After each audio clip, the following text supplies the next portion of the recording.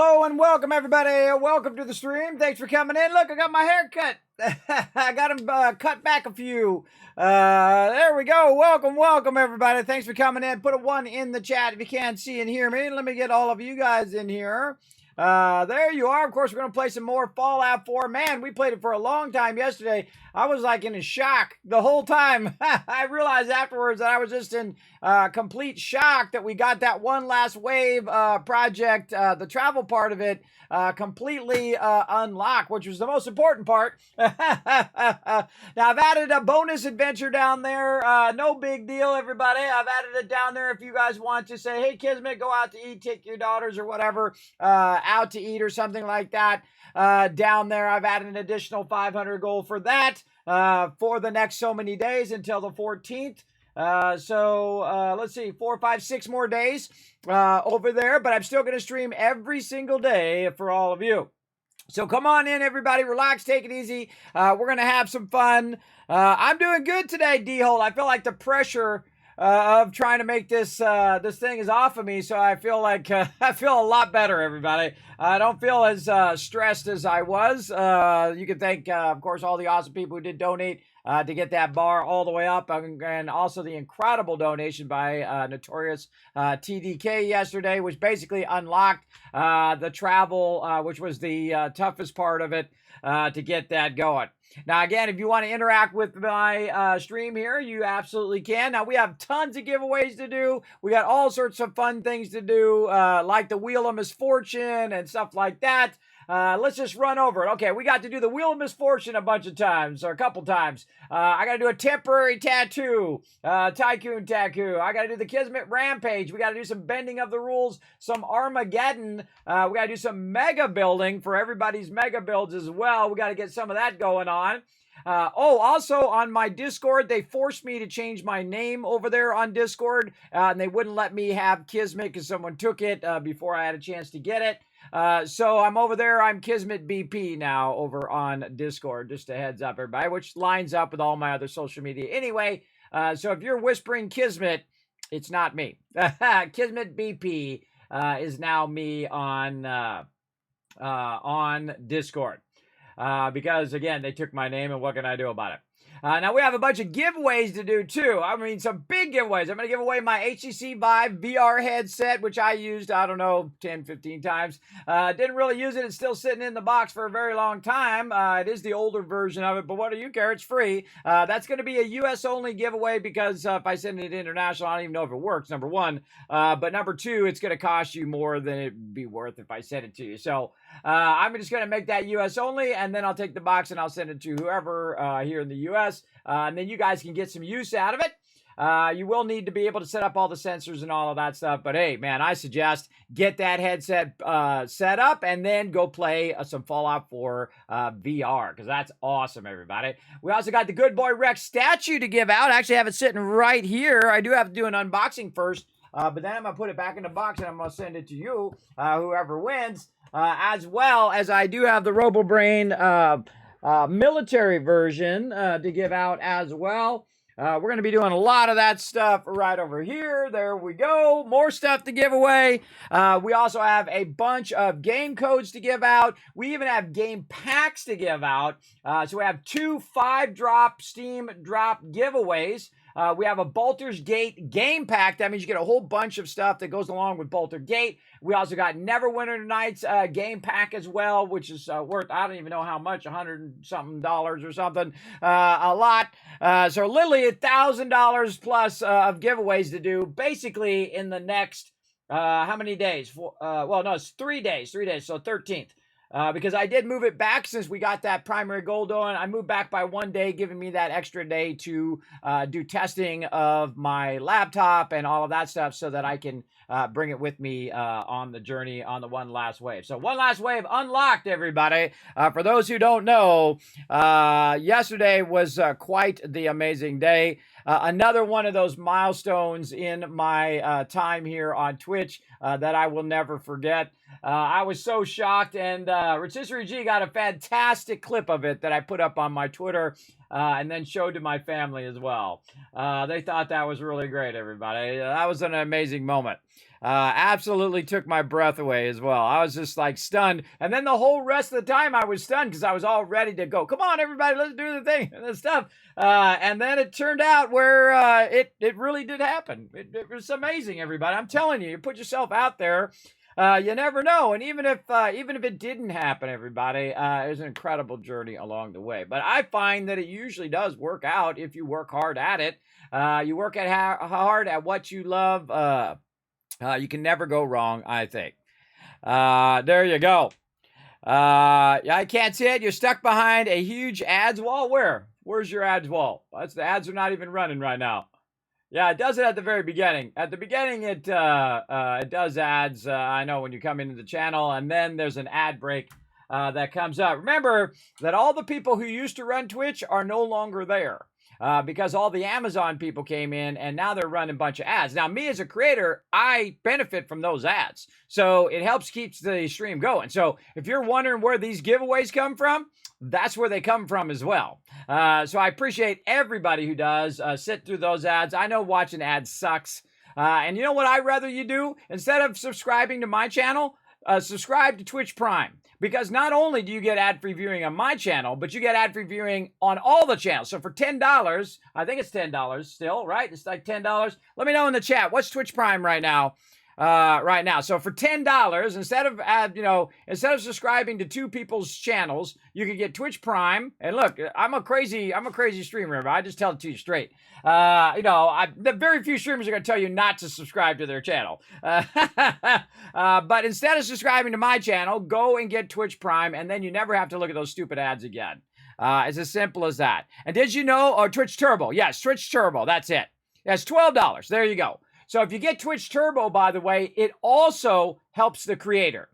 So you actually can help every creator, even more so by getting Twitch Turbo, where you don't have to watch the ads, but the people like me who are just struggling to get by every single month are and trying to do these big projects that, my stream is way tiny.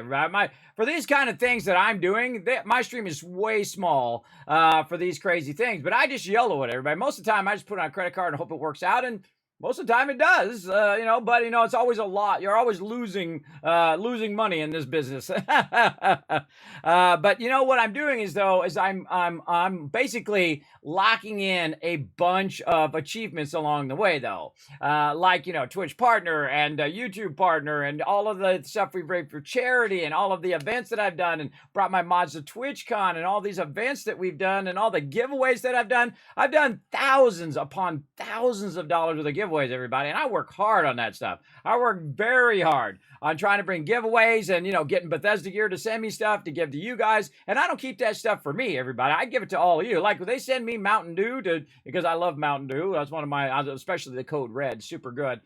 They send me Mountain Dew. You know what I do with it? I turn right back around, and at a loss, I send it to you guys because I got to ship it too. So it costs me money to ship it wherever.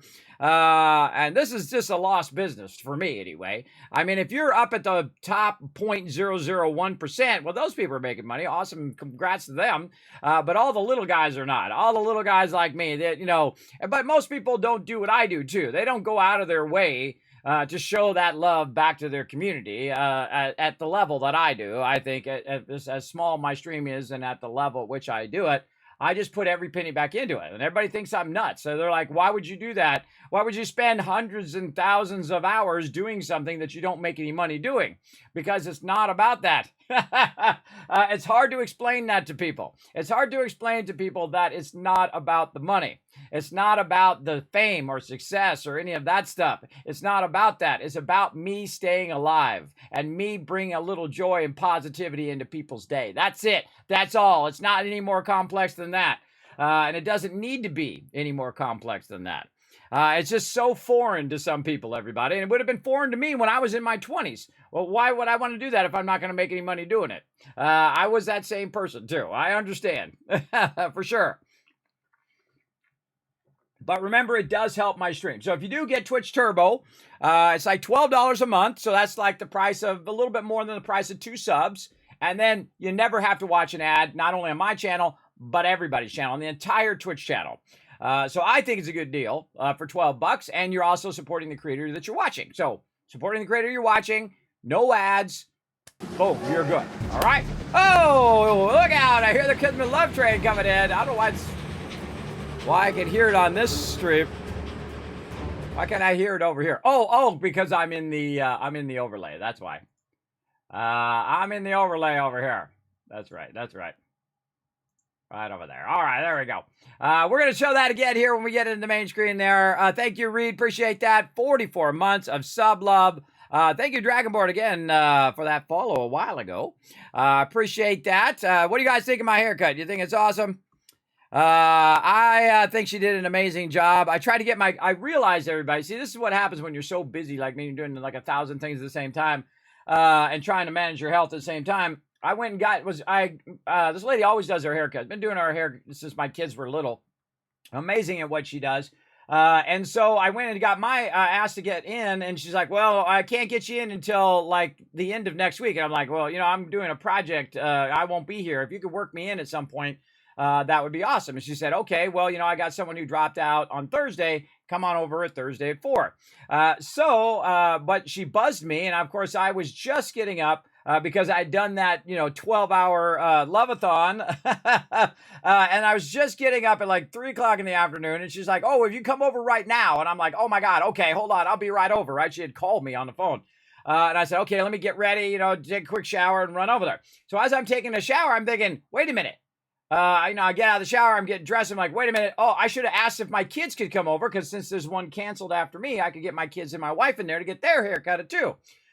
So I then, rush in there. I try to call her back. She's like, oh, I already set up the appointment after your appointment. I'm like, well, can I bring my daughters just in case you have enough time? She's like, yeah, go ahead and bring them. So I bring my twin daughters and I run over there, and we're doing the, run thing, get my hair cut. Then one of my daughters gets her hair cut, and then the guy doesn't show up. Who's next? And I'm like, okay, we can bring my other daughter in there. So yeah, bring my other daughter in there. And so we got my other daughter in there to get her hair cut as well. You can see I'm losing my hair too. I'm gonna be a bald man eventually. I'm just gonna let it go bald, everybody.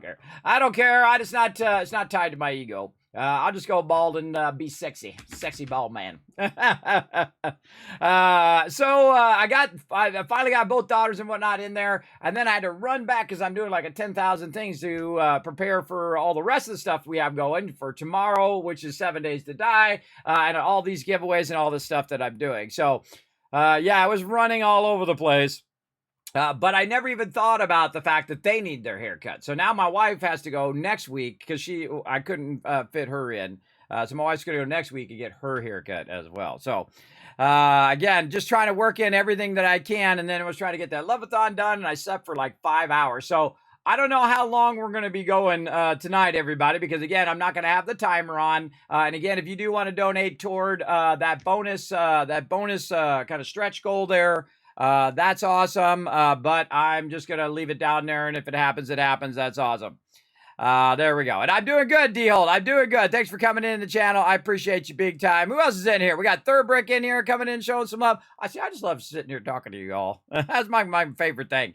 Paul coming in, showing the love. What up, Paul? Oh, look at all those ones in the chat. Look at you guys have my back there. Alpha, Box Kicker, Third Brick, Paul, AMZ, and DeHolt, putting those ones in there. What up, Nalzaron? Thank you for being here. Hey, Olaf. I got your settlement in there, ready to rock.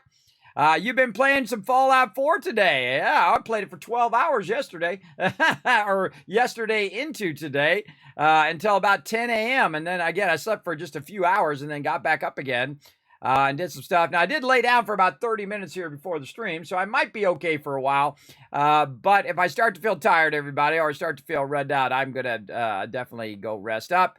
Because we got a big day tomorrow. Tomorrow is 7 Days to Die. The Alpha 21 dropping about 1 p.m. Eastern Standard Time. Then on Sunday, we have, of course, Bethesda's Starfield thing.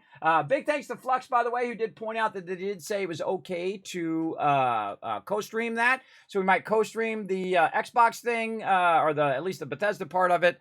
as well, and see what's up with Starfield, because I'm super excited about Starfield. I definitely want to play that here on stream. I have a feeling that we're going to be playing 76 and Starfield, and probably that's it, and then maybe mix in some other things. We've also got Satisfactory Update 8 coming through. Oh man, there's so many great games. We still got to finish our hard mode playthrough of Hogwarts Legacy, and now we got 7 Days to Die to play. Oh my god, we got so much to do, and I love that. I love that. Yay, giveaway. Yes, tons, not just giveaway, lots of giveaways, everybody. I mean, like insane giveaways. I mean, thousands of dollars worth of giveaways up in here. We're going to get it going. I haven't seen an ad in years and I don't use ad blockers. It's so odd. Well, hey, count your blessings right there.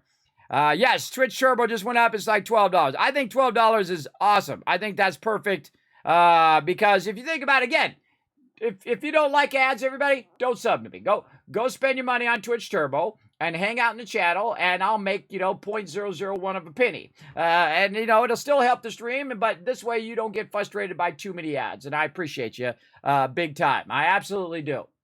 But remember, the people who are running Twitch are people like Bob from accounting. I can tell you that's why there's so many ads, everybody, because they can't think of another dynamic way of making more money other than running more ads, because they're not creative at that level. They're not as creative as the people who were there before, who they sold, because they sold the company. They stayed there for 2 to 4 years, depending on their contract, and then they left Twitch. And now you have all the Amazon executives over there saying, we got to make a profit. We got to make a profit. That's what's going on right now. That's absolutely true. I know. I can see it. I can just see it the way that they think. And they don't understand about the Twitch community and why you guys make Twitch so amazing. You guys are the reason why Twitch is so amazing over every other platform, and why it's so popular is because of that Twitch culture that's been there, where a 50-year-old man or 45-year-old man at the time could go to TwitchCon and feel part of it and not feel excluded, right? Because, oh, well, you're old and you're an old man and, this is a young man's thing and whatnot, and you're not special enough to be part of the in crowd and whatnot. And I've met a lot of people who worked at Twitch, and they are awesome. Great peeps. They had my back. They're like, Kismet, we love what you're doing, man. We love the whole love train thing. We love everything that you're doing there. And you go way beyond and above and beyond on your stream and whatnot. And I greatly appreciate that kind of encouragement as a creator. Not just, hey, make us more money, or we're going to take more of your money. You have to work harder, and we're going to take more of your income. I told them, and they asked me for my feedback. I'm part of the, feedback stuff at Twitch. I asked them, or they asked me, they said, what do you think about the 50-50 split? And I think that would cause creators to leave the platform. That's going to cause you to get less money. If you go 50-50, people won't want to stay, and they'll take their audience with them, and they'll go to other platforms, and you'll actually end up making less money by taking causing them to have less of a split, because then they'll go, well, YouTube gives me 70-30 right off the bat. So why am I not spending my time over on YouTube investing on that? Now, I love Twitch, and I love all the peeps on Twitch. And that's why it's my primary platform. It's not necessarily because of the Twitch. And that's why when I worked at Apple, everybody, it wasn't that I'm working at Apple, the big overhead corporate people that I worried about. I wanted to be around excellent people who are amazing at what they do. And that's why I like Twitch, because I get excellent community. The community is what makes it great, everybody. That's the part, this part we're doing right now, where I'm talking with you and interacting with you in the chat. That's what makes it great. And the people who work in accounting don't understand that. They don't understand that this moment is what makes Twitch amazing. Is the fact that I can just sit, we can chat, we can have a good time, we can laugh, we can talk about games, and you can watch all the stuff that go off the rails here in the stream. And it brings a little joy into your day, a little positivity, a little love. That you can spread on to someone else, and then that Kismet love train goes to someone else, and someone else, and someone else, and it goes in a circle, everybody. I know, it's amazing, right? Super happy for you, Kismet. Well, thank you, Big JP, and thanks to you, man. Thanks for all your love here in the stream. Big JP, also another big supporter of the stream, everybody. Show him some love in the chat. Also, one of my very first subs. You can see he's got the very first sub badge on him right there as well. Appreciate you as well, Big JP, as someone who's been in my stream for a long time. Appreciate you big time. If it benefits you, Kismet, I guess I don't mind. Well, thank you. Thank you, D-Hold. It actually benefits Twitch way more, because they're taking a much bigger slice of it. Even though they say it's like, oh, the creators are getting the bigger slice. They're not. The creators should be getting the 70, and they should be getting the 30, because the creators are doing a lot of the work. They're doing the back end stuff where they're doing the engine and they're doing all of that, but they're not necessarily promoting this creator. Now, in my case, they are, because sometimes they promote me on the homepage, and I greatly appreciate it. So for me, Twitch is doing me a solid because I've worked so hard at it, and they say, Kismet, we love what you do. We're going to give you some recommendation on the homepage from time to time, which you guys have seen. You guys see all of a sudden, I got like 200-300 people on my channel. That's when that recommendation's coming through from Twitch itself. And I greatly appreciate them doing that. But that's not every creator. Not every creator is doing that or getting that love. And that's just because I know a bunch of the peeps over there and they're amazing. And they say, Kismet, again, we want to show you some love on your stream, which I think is awesome. Twitch Turbo doesn't show you ads, but the streamer still gets credit for them playing. Exactly, Thurbrick. Exactly. So Twitch Turbo is actually a great option for the peeps who don't want to see it. Staying alive, staying alive. Yeah, that's what I'm doing. You like the haircut? Yes, she did a great job, didn't she? Hey, Brando, what's up? Hey, Brando, did you see your whisper? I sent you your goodies. Enjoy that Timberborn, bro. Enjoy that Timberborn. I hope you have a fun time. That game's super addictive. I could be playing that one all day, too. There's so many games, I don't have enough time. I try to work in as many as I can.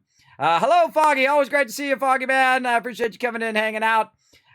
Kismet, the new Vin Diesel. Eventually you're gonna see me. I'm gonna be like The Rock. I'm gonna be all super buff with my, my 22-inch guns. That's not gonna happen, everybody, because I don't care. I don't have to be gigantic, a gigantic guy. I just want to be in shape so I don't have a stomach sticking out, which is making my back hurt and making it where it's hard for me to get around. That's all I care about, being lean and being enough in shape where I don't feel like I'm run down every day, right? Some of you know what I'm talking about, right? You feel run down, you feel exhausted just to try to lug yourself around, right? It's like you feel like you're lugging yourself around all day long, and it's quite the journey. You get out of bed and everything hurts, and your back hurts, and your knees hurts, and everything hurts. Just don't want that anymore. I want to be able to go and walk with my kids and run out in the backyard and kick the soccer ball and, play a little basketball maybe if they want to do that or whatever, or get up on a surfboard one more time. Apparently, that's going to be a thing, everybody. You're going to see Kismet up on a surfboard, and not too long from now, it's on my birthday on the 23rd, you're going to see me as a 53-year-old man try to learn to surf again after 25 years. And again, I learned to surf the hard way, everybody. They're just laughing at me like, here, you can use my surfboard, go out there and try to learn. And no one told me how to do it. No one told me how to stand up and how to do the thing or do the wax or any of that kind of stuff. Though I did know to do the wax only on one side. That I knew. Because some people wax the underside, and there's a kook right there, everybody. That's what they call them. People who don't know what they're doing, they call them kooks. They go out there and they wax in the underside of the board, which is not what you want. The reason why you put the wax on there is so your feet grip on the surfboard. That's what the wax is all about. And then the wax comes off, the more, of course, you're surfing on there. Of course, your feet are making the wax come off the bottom of the board. So, so we're going to get that going. Thanks for that one. So what did you do yesterday? I streamed for 12 hours. That's what I did. I had an appointment and couldn't watch the VOD. Yes, we played Fallout 4 for a very long time.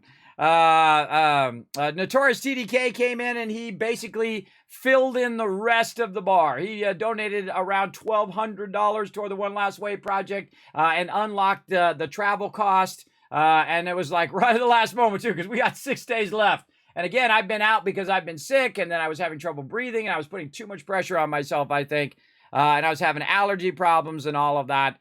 But we have unlocked the One Last Wave project. It is a thing now. It is a thing that's going to happen. And the thing is, too, everybody, is if it wasn't going to happen, I would have had to cancel it. I would have had to cancel a lot of that stuff right now at the last minute. I have about a 3 to 5 day window to cancel all that stuff out if it's not going to happen. But it's now a lock. It's now in there as a lock. Now, actually, it's going to cost me way more than what I raised, but that's okay.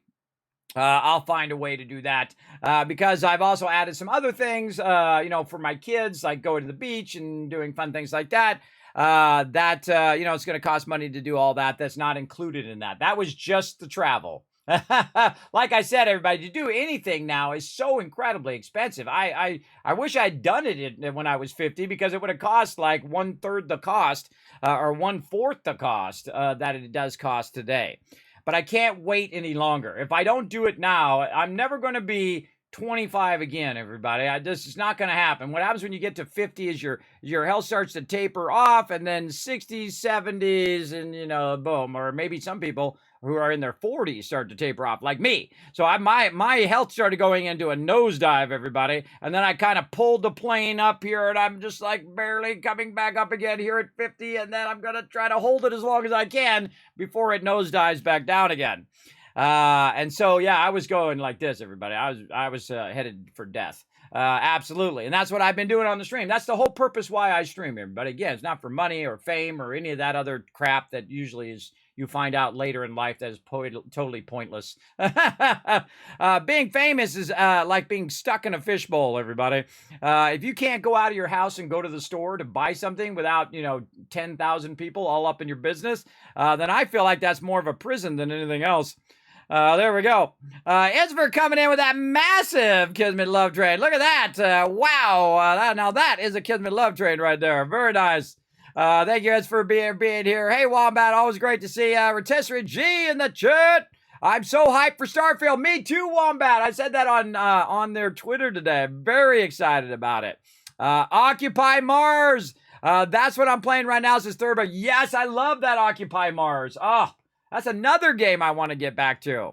Gosh, just so many good stuff right now. I really want to get some more Occupy Mars in before Starfield comes in. And now Starfield's like in September. I wrote it down. I have all these like events and things written down so I can keep them track in my head. It's like a lot of stuff. Let's see. Starfield releases on September 6th, they say. But you never know. It might get pushed back. We'll see. We'll see. But what I want to see is their progress, and I hope they make it great, everybody. I hope it doesn't come out and it's like a cyberpunk or, like a total train wreck. But it's going to have technical problems, everybody. I just know it right off the bat. There hasn't been a game I've ever played in 50 years that didn't have some sort of problem. It's because it's made by humans. Humans are inherently flawed. And so they make flawed stuff, including phones, microwaves, washers, dryers, air conditioning. Everything that we make is inherently flawed because we are inherently flawed. And if you go into it with that mindset, then it's a little less frustrating. It's still frustrating when your stupid phone doesn't work. But here's what you do. Turn it off. Wait 10 seconds. Turn it back on again. 99% of your problems are fixed. And if you don't, if that doesn't fix your problem, well, then that's the time to call customer service. But if you did fix your problem, well, then roll on with your day. You're supposed to actually restart your phone. They told me one time every day. I do it like every week. So every week, like on a Friday, I go ahead and just turn my phone completely off, and I just let it sit there for, I don't know, a minute or so, turn it back on again, boom, no problems for at least a few days with it. Hello, Kismet. How are you? I am doing good. Gaming's fun. I feel like a whole weight has been lifted off of me because I've been trying so hard. I've been working so hard. Do you know that I've been streaming for over 240 hours every single month since December? Every single month for the past 7 months, I've been doing massive streaming as well. I've been doing like battle modes and race modes, and I've been doing a whole bunch of stuff like that as well. Helping streamers make more money would make them more money. Exactly, K-Man Mox. Exactly. You hit that nail right on the head. Bam. Flux bringing in that love. You got it. Oh, well, there you go, Brando. Enjoy, man. We know what Brando's going to be doing all weekend. Brando's going to be playing some fun games there. Now, again, everybody else who won the giveaways, I did drop all those Steam codes on you. I still got 10 more, 2 more 5-packs of Steam game codes to give out. What else? Let's go over it again. Let's see. Yeah, 2 more 5 Steam drops. We got a game pack, which is worth like $100, $200. I forget how much it's worth for Baldur's Gate. And also another one, a second one for Neverwinter Nights. We also have my VR headset, which I bought for $900. I don't even know how much it's worth now. It's been a while, but hey, it's a VR headset and it's actually pretty awesome. I actually really enjoyed playing Fallout 4 VR with it. And there may be even more games and a whole bunch of stuff you can do with that. until, you know, the Apple thing comes down to a reasonable price. Now, I was actually watching a thing from Casey Neistat where he was talking about how the headset was very much like Ready Player One. And I said, here's the problem with things that are new, is that people cannot see how incredibly revolutionary they are. At least most people can't. All they look at is a price tag. And I used that example of Steve Ballmer going, $500 subsidized. Oh, well, that's the most expensive phone ever. And what happened? It took over the market. In fact, everybody started stealing, like Samsung and Google, allegedly. But, you know, they were stealing from Apple. And they just took Apple's template and just copied it and then did that too. Just like they did with the computer for Windows. They went and stole the Mac operating system, which, of course, was stolen from Xerox. That's the truth of that, everybody. No matter how much they say they did that. Also, by the way, Microsoft bought the Microsoft other stuff, all the mouse. They bought their DOS operating system, by the way, and ripped that guy off big time. Holy mackerel. They paid him like $10,000 for the Windows operating, DOS operating system. You can find all this information online, everybody. I know the truth because I was around. I was there when it happened, not in the room, but I was around when it happened. And so they bought DOS, and they paid the guy like 10 grand, which is a lot back in those days. You know, so let's call it 100 grand today.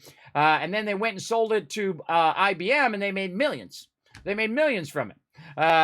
So they basically took that guy's operating system and sold it like it was theirs, and then made their money. And that's the truth of how that business got going. So there you go. Yeah, Disney World costs an arm and a leg to go to now. Yes, I wanted to go to Disney World just to go to the Harry Potter land over there for my kids. And I've been wanting to go there for like a decade. But, you know, it's so difficult for me to travel, everybody. Like I just was traveling a little bit with my daughter, my oldest daughter, because she's going off to college. And it's very difficult because I was having trouble breathing. Because I was so under pressure from this thing I'm doing and so on. You're famous to you, D. Holt. I don't consider myself famous at all. The most famous moment I had was this guy named Turtle, who's also was the mod for Bearded Guys Gaming.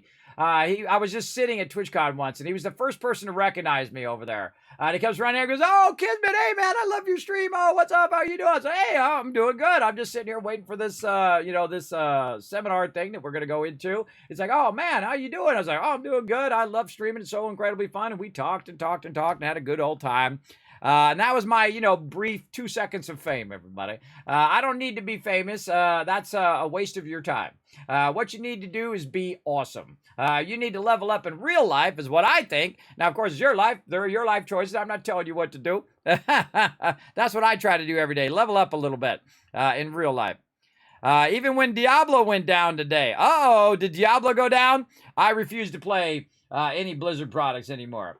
I think they just keep scamming people over and over again. They don't care about their players. They don't care about all that. And I feel bad because I'm sure there's a lot of people who work there, the regular Joe, that do care. But the top people up there are not the people who made the company great in the first place, just like at Twitch now. You got all the corporate people up there who are like from Amazon and they don't understand what it's all about. And then you got the same thing with Blizzard. All the people who are up at the top are the people who don't play games. They don't care about games. They don't care about gamers. They don't care about the average Joe. Now, of course, the people who are the everyday workers, I'm sure they are into it and they love it and it's their favorite thing and they wish they could have a job building amazing games. Big love to them, by the way. But they're just so out of touch. They're so out of touch and all they want to do is make that money, even at your expense. And so, no thanks. No thanks. If I see some kind of shady stuff like that, I just peace out. And again, that's my choice. I'm not telling you guys what to do. Again, it's your life. You do what you want. If that's your favorite game, go for it. I saw a thing with Whoopi Goldberg today, too. Did you see that? Where Whoopi Goldberg says, "Hey, what the heck? Why is Diablo 4 not on Mac?" By the way, did you know the original Diablo came out on Mac? It wasn't out on PC first. It was actually on Mac first back in the day. I know because I used to own 6 copies of it. And I had it in my office, and we would play it after work. It was awesome. Way back in the day. We played 6-person way back in the when it first came out. God, that was in the 90s. In the 90s playing 6-person games. And the funny thing is, Fallout 76, you can only have 4 people in a party. And back in those days, you could have 6. Why is that? Yes, VR. Yeah, again, it's not the most coolest 4K VR today, but again, it's free. What do you care? You've earned it. You've been in my stream. You earned those Kiz caps. And you guys, someone's going to walk away with my VR headset because I'm not using it and I can't really use it to its full effect. And it's been sitting in the box for years and years and years, and I should have gave it away a long time ago. But I feel like it's an appropriate time for you guys to get that loot. I'm also very tempted to give away my Xbox and my PlayStation at some point this year too. Maybe this Christmas when we do, we raise funds for St. Jude's Children's Hospital again. That's going to be an annual thing here in my stream. Everybody, I'll stream 24 days in a row for the children because I feel like that's an amazing thing. If you just think about that, everybody, is that we made a difference where a kid doesn't have to spend their childhood in the hospital. They don't have to spend their child in the hospital. They got the treatment that they needed. They got their chemo. Now they don't have to have any more chemo. They don't have to do all of that stuff and live that kind of adult life where, you have sickness and all that stuff, especially later in your life like me. But they can just go back to being a kid and they go play baseball and go run around in the yard and play kickball and hopscotch and just not have to worry about those kind of things every single day and be trapped basically in the hospital. Someone who was trapped in the bed for quite a long time and who could barely do anything, I have a little sample of that, just a little bit. Oh, and there we go again. Josie Wales coming in, showing some love as well. We're going to replay that again. I don't know why my thing is playing in this thing. It should only play in the other thing. I don't know. It probably has something to do with my Stream Element stuff that I have running right now. It's one of those things, I'm sure. But we'll replay all that here in just a minute. Thank you very much for that sub love. It's time to play some games, everybody. Let's go.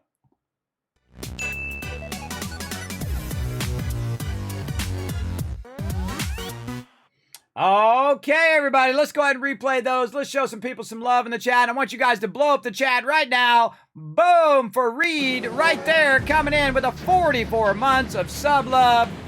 Show them lots of love in the chat. Oh, I was supposed to dress up as the Teamwork Tycoon today, or the Wasteland Tycoon today. I forgot, everybody. I was so busy because of that donation. I should be all dressed up. By the way, he did tell me what faction that I'm going to choose in this playthrough, but I'm not going to tell you. And so you guys will have to watch because he's already chosen, and you only get one of them. So TDK has chosen the faction that I'm going to choose at the end of the game. So you guys will have to guess until we get there. You'll have to wonder because he has spoken, and that's what I will do. Again, one person gets to choose. So there we go. And also show some love here to Josie Wells coming in. Show him some love as a brand new Teamwork Tycoon right over there. Unlocking his very first sub badge. Right there using that Twitch Prime. Thank you so much for showing that love to the stream, everybody. Remember, every single dollar here goes right back into the stream in the form of giveaways, in the form of projects that I do, emotes, things of that nature. I don't come in and say, hey, I need to repair my car. Hey, everybody, I need rent money, this thing. That's not my style. That's someone else's style. More power to them. But me, I just try to do things that I think are going to bring a little joy and positivity into the world. That's what I try to do every single day. And it's been fairly successful. Fairly successful at it. No, I'm not going to get rich doing this, but, it makes me happy about being me, right? And that's what's awesome and, makes some people happy in the chat. Now, speaking of making people happy, let's go ahead and get some fun going on tonight, everybody. I think we should start with some more giveaways. Let's start with that. Let's go ahead and get our giveaways lined up over here. Let's see, what should we do today? Oh, I got to do that Steam gift card. I got to give that out as well. I got to remember to do that as well to Thurbrick, who's going to get that Steam gift card that I gave out yesterday. I think we should do some more game codes. That's what we should do. Now, again, these game codes could be worth $200, could be a full game pack. It could be worth $60 or $70 now because the price of everything went up. $50, $20 game. It's a random game giveaway. So I just put your name in order. I have a big list of games that have been either donated to the stream or I bought to give away in the stream.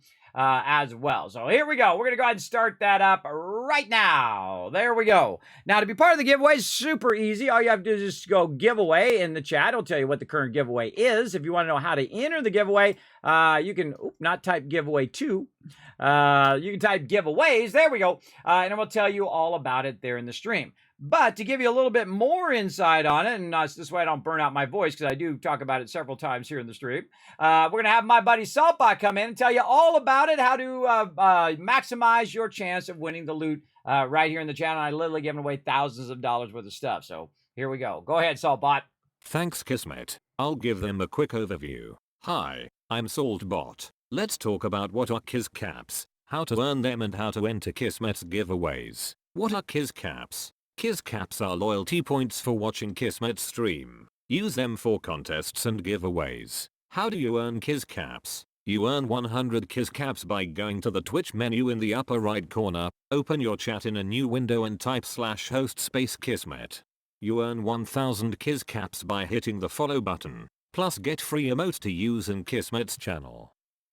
Work together with your fellow Teamwork Tycoons in chat. Type !RT. Then click the last link, hit the like and retweet buttons, and everyone gets 1000 Kiz Caps for every 5 retweets.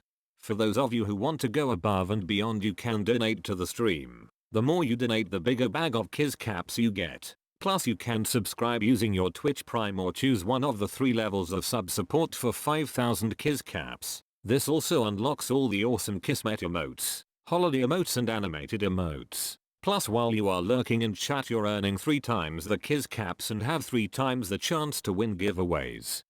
How to enter Kismet's giveaway? First type !loot in the chat to see how many Kiz Caps you have. For every 10 Kiz Caps you can buy 1 ticket.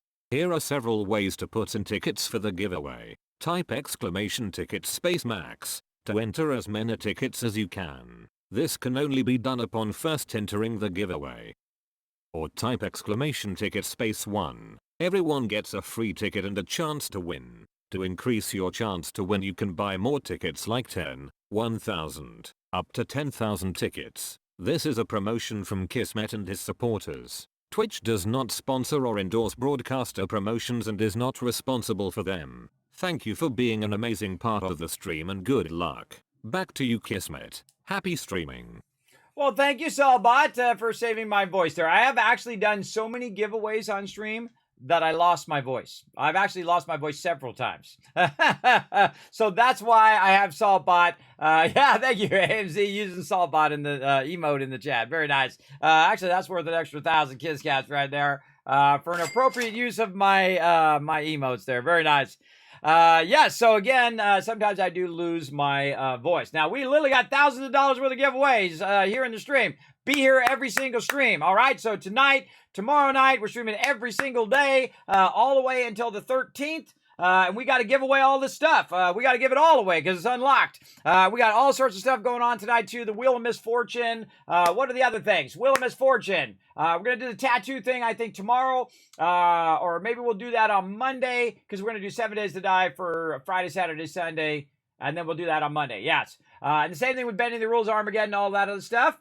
We're also going to be working toward our mega builds because we're going to probably start our mega builds next week on Monday. We're also going to be doing, of course, 7 Days to Die on Friday, Saturday, and Sunday. We're going to be doing a complete takeover of the stream. And then on Monday, during the day, we're going to do some Fallout 4. And then with all of that calamity going on. And then, of course, at nighttime, we're going to do 7 Days to Die. We're going to reset the server and let all of you guys come and join us. Then on Tuesday, we're going to be playing a little Fallout 76 during the day, Fallout 4 at nighttime. Let's see, where am I at? Yes, on the 13th, and then that'll be it. And then I'm going to have a day, the 14th, I'm going to be prepping stuff and testing. So you might see me on, but that's just me testing my laptop. You guys might be able to see a little bit behind the scenes. Might take you on a little tour behind the scenes here as well in my office. So make sure, just be watching. It's not going to be probably a full stream, but I'm going to be testing my OBS and make sure that it all works so that when I'm traveling, and my stream quality may go way down, everybody, because I'm streaming from an older laptop.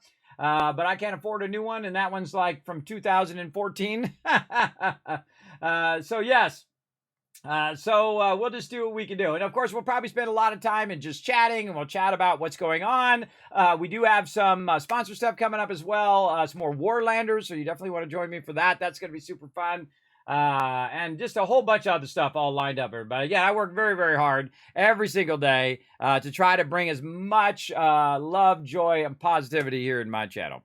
Kismet, will you be able to join you on 7 Days to Die this Friday? Seth, on when I'm on the streamer weekend, I have a streamer weekend crew that usually joins me every single time. So I usually invite them, every single time. And usually it's only about 8 players. And I have my 8 players already there.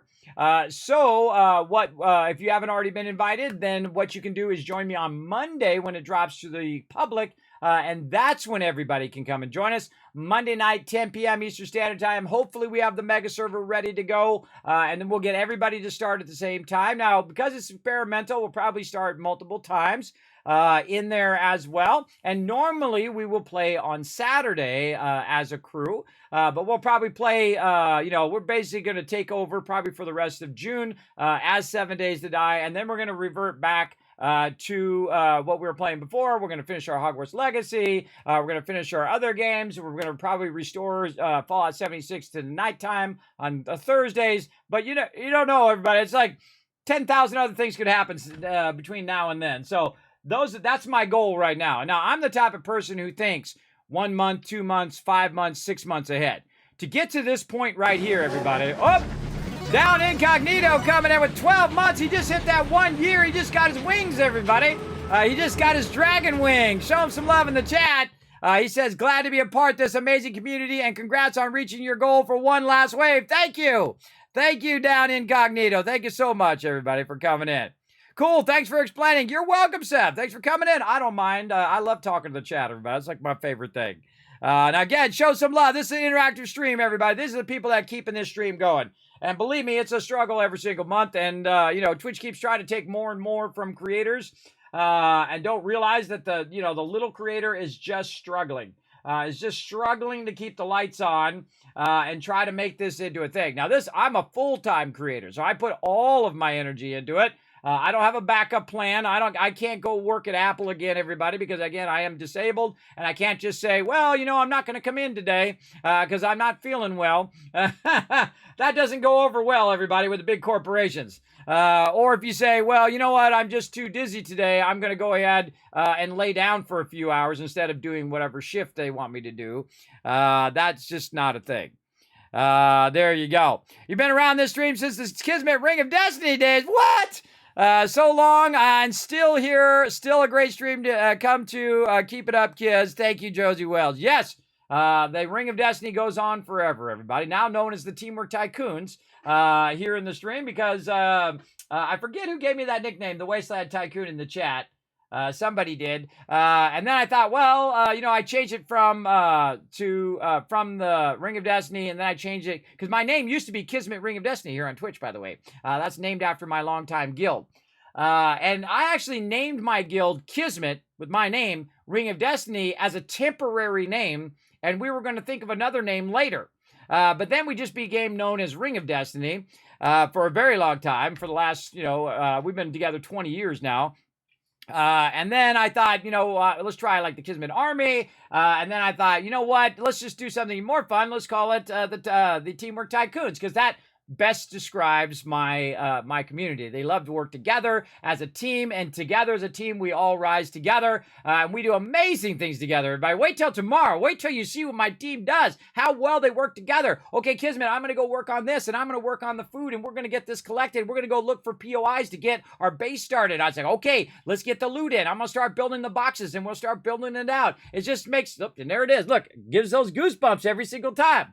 That is the kind of people I like to be around. People who love to work together, who are amazing together, who together are way better than they are apart. And everybody is a piece of the puzzle. right? No matter what you're doing, if you're just scavenging stuff or if you're helping with this or Kismet, look out, there's someone attacking the base or whatever, that all adds up to everybody working as a crew.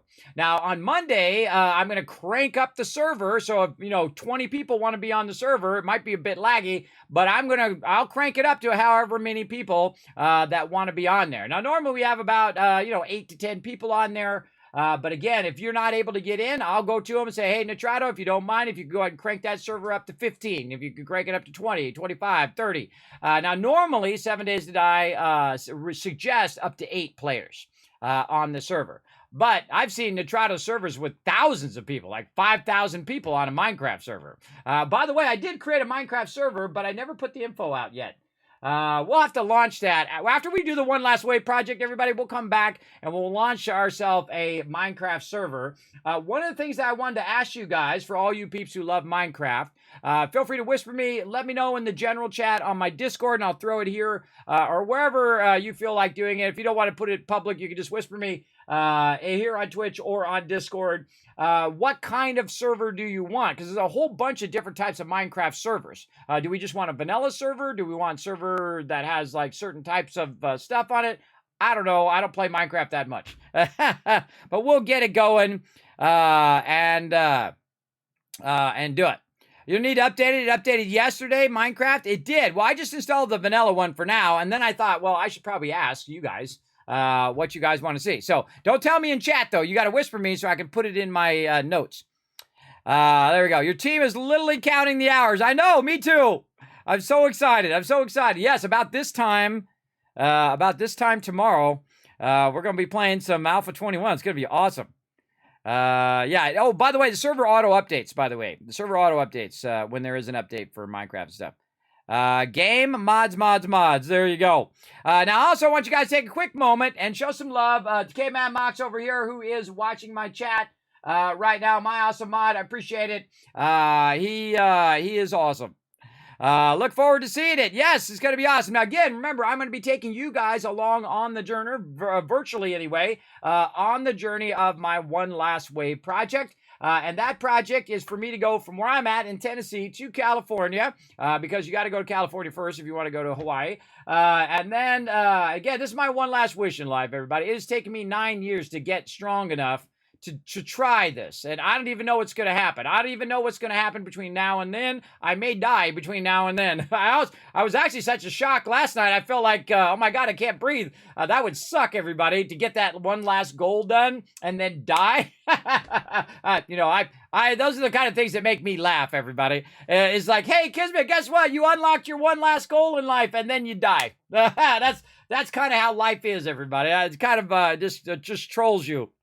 Life is a constant troll on you, I feel sometimes. But yes, no, I'm feeling so much better too, because that weight of just trying to pressure myself into streaming more and trying as hard as I possibly can to make that happen. Now, again, there is a bonus goal down there. It's a stretch goal, a bonus adventure. If you want to say, hey, Kismet, take your kids out for something to eat or something like that, it's right down there. Seth coming in with 21 months of sub love. Great streams. Let's go. Show them some love right there in the chat, everybody. Right down there. Thank you so much again for that 21 months of sub love. Appreciate that big time. Blow up the chat, everybody. Come on. These are the people that keep this going. You can tell you're way addicted when you adjust your sleep patterns so you can just be here at the start of the stream or weekend. Yes. There you go, Reggie. There you go. And that's actually going to be one of the toughest things when I do the One Last Wave project, is the fact that I'm going to have to get up like a normal person. And I haven't done that in a really long time because I can't just go to sleep like a normal person. I sleep as, kind of in between stuff. So I sleep for as long as I can sleep. Nighttime sometimes is 4 hours, 5 hours, 8 hours, but it always feels like 30 minutes because it feels like this. And then I'm awake. Every single time for 9 years, everybody. And I know it wasn't like that before. I know what it like to sleep and then you feel rested and then you get up, right? I know what that feels like way back then. I remember it feels great, but I haven't had that in a very long time. I haven't had it where I just go to sleep and I feel well rested. I feel like I'm exhausted all the time. And that's the drawback of sleep apnea. The drawback of insomnia is that you constantly feel that thing, and it also affects your health as well. So you got to be careful. You got to be careful. So what I do is I push myself to that line, and sometimes I jump over that line, which I've been doing lately. I mean, I've been jumping over that line, and then I jumped over the part where I jumped over, and really pushing myself big time. And then that, of course, affects your health as well. So, you got to find a good balance between all of those things that you're juggling, in life, as I constantly am doing. I'm constantly juggling my health and the stuff I want to do and the stuff I can do, and all of that stuff. There you go. And the time difference, but that may help you. Yes, that's going to help me because the time 7 Days to Die drops is about the time I start my stream. So that'll be good. But I'll be here early, and I have a bunch of other stuff I have to get ready before then. So I'm going to be doing a bunch of stuff tomorrow as well. So I have to get up early anyway tomorrow. So I might go out a little bit earlier today. But I am going to add a bit of time, probably till Monday stream. Extra to make up for that few minutes at the end of the last stream. But yeah, we're going to do all of that stuff. Lots and lots of stuff over there for sure. And again, thanks everybody for all the love tonight. Thanks for coming in and showing so much love to the stream. I so appreciate everyone who's coming and said, Kismet, we're going to make this happen. Yeah. I appreciate it. Okay, now it's time to play one of my favorite games, and of course my favorite series, the Fallout series, right? We're playing Fallout 4. It actually is my favorite Fallout, and why is that? And that's because of the settlements. I feel like Fallout New Vegas, of course, has a better storyline, and of course, incredibly RPG, incredibly great interactivity and stuff that you do in there. I almost spoiled some of the storyline there. I almost said it. Almost said some things that I shouldn't say because otherwise I'm going to spoil it for those who haven't played it. I don't even spoil like Fallout 1, everybody. I don't like to spoil. I don't like spoil games at all. But one of the things that we are doing is we are working on all of our settlements. And of course, this is my Tycoon Empire, where I go ahead and create a little backbone of settlements here, and then I kind of do offshoots here. Now, what you want to do, at least I feel like, and same thing in real life. Now, you can't just send it all out from the drive-in if you want to, or all out from Sanctuary if you really want to. But then it takes up all of the people at that particular location. I don't like to do that. I like to use the minimum amount of provisioners at each location. So if I can just use one, or use it from one that is not that great of a settlement, or is a smaller settlement, that I'm not really going to fully utilize anyway, and rather fully utilize the larger settlements for what I need them for. And so what happens in the real world is when you're distributing goods, you usually have distributing centers that you put stuff in. So some of your settlements are going to be like your main distributing centers or main links. Great examples like the Starlight Drive-In is a great location to link to 4 different places there. Now, you need to think, okay, where is the person coming from? Are they coming from Outpost Simando? So you're losing one person there because they're your provisioner to go to 10 Pines Bluff. And is 10 Pine Bluff going this way, or is it going this way? Would you rather have more people, being vendors, more people doing food, and more people doing scavenging at Starlight, or would you rather have more people doing it at 10 Pines, right? And that's the way I think. I think in that corporate, management style of what's the most efficient thing to do and what makes me the most income so I can utilize that income, not just for me, but I use that income to rebuild the wasteland. That's my goal. Rebuild the wasteland, win the hearts and minds of the wasteland, and make it better for them. And that's how I play. That's the Wasteland Tycoon style of play. Hey, Charlotte, how you doing today? Thank you for coming in and hanging out. We crushed that goal. We one last wave unlocked. We did it. And man, again, people always tell me this stuff is crazy. And my wife's telling me this is crazy, and everybody's telling me it's crazy. And sometimes I get whispered by other streamers as well. They're like, "Kid, that's just crazy, man. You got a tiny little stream. How are you going to do that?" And I'm like, I don't care how I do it. I'm just going to work at it super, super hard. And if it happens, awesome. And if it doesn't, well, guess what? I had a great journey along the way, just like when you're playing a game, everybody. Remember, it's the journey. That is the most important part, both in life and in game, is going on that journey. And it's time to get back out in the world and do a little something before I run out of time, because my clock is ticking down, and I can feel it, everybody. When you get older, you can feel your clock clicking down. You know what I mean? A little less sand in the hourglass, if you know what I mean.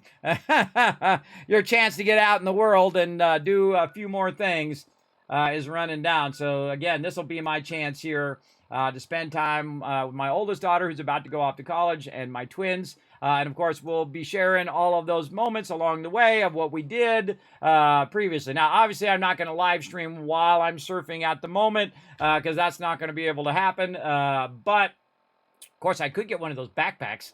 Man, what was the name of those backpacks, people, that let me use those backpacks? But then I'd have to lug it with me through the thing, and then I would be afraid of losing it, and I have to lug it all the way to Hawaii and all of that stuff and whatnot. But yeah, that's my thing. We're going to go to California. We'll hang out there for a little bit. And then because I can't afford too many days in Hawaii, like just like two or 3 days in Hawaii, we're going to go to Hawaii. We're going to fly in one day. Then we're going to rest, and then we're going to get up early, and then we're going to go surfing, and then we'll hang out for that day, and then the next day we're out of there.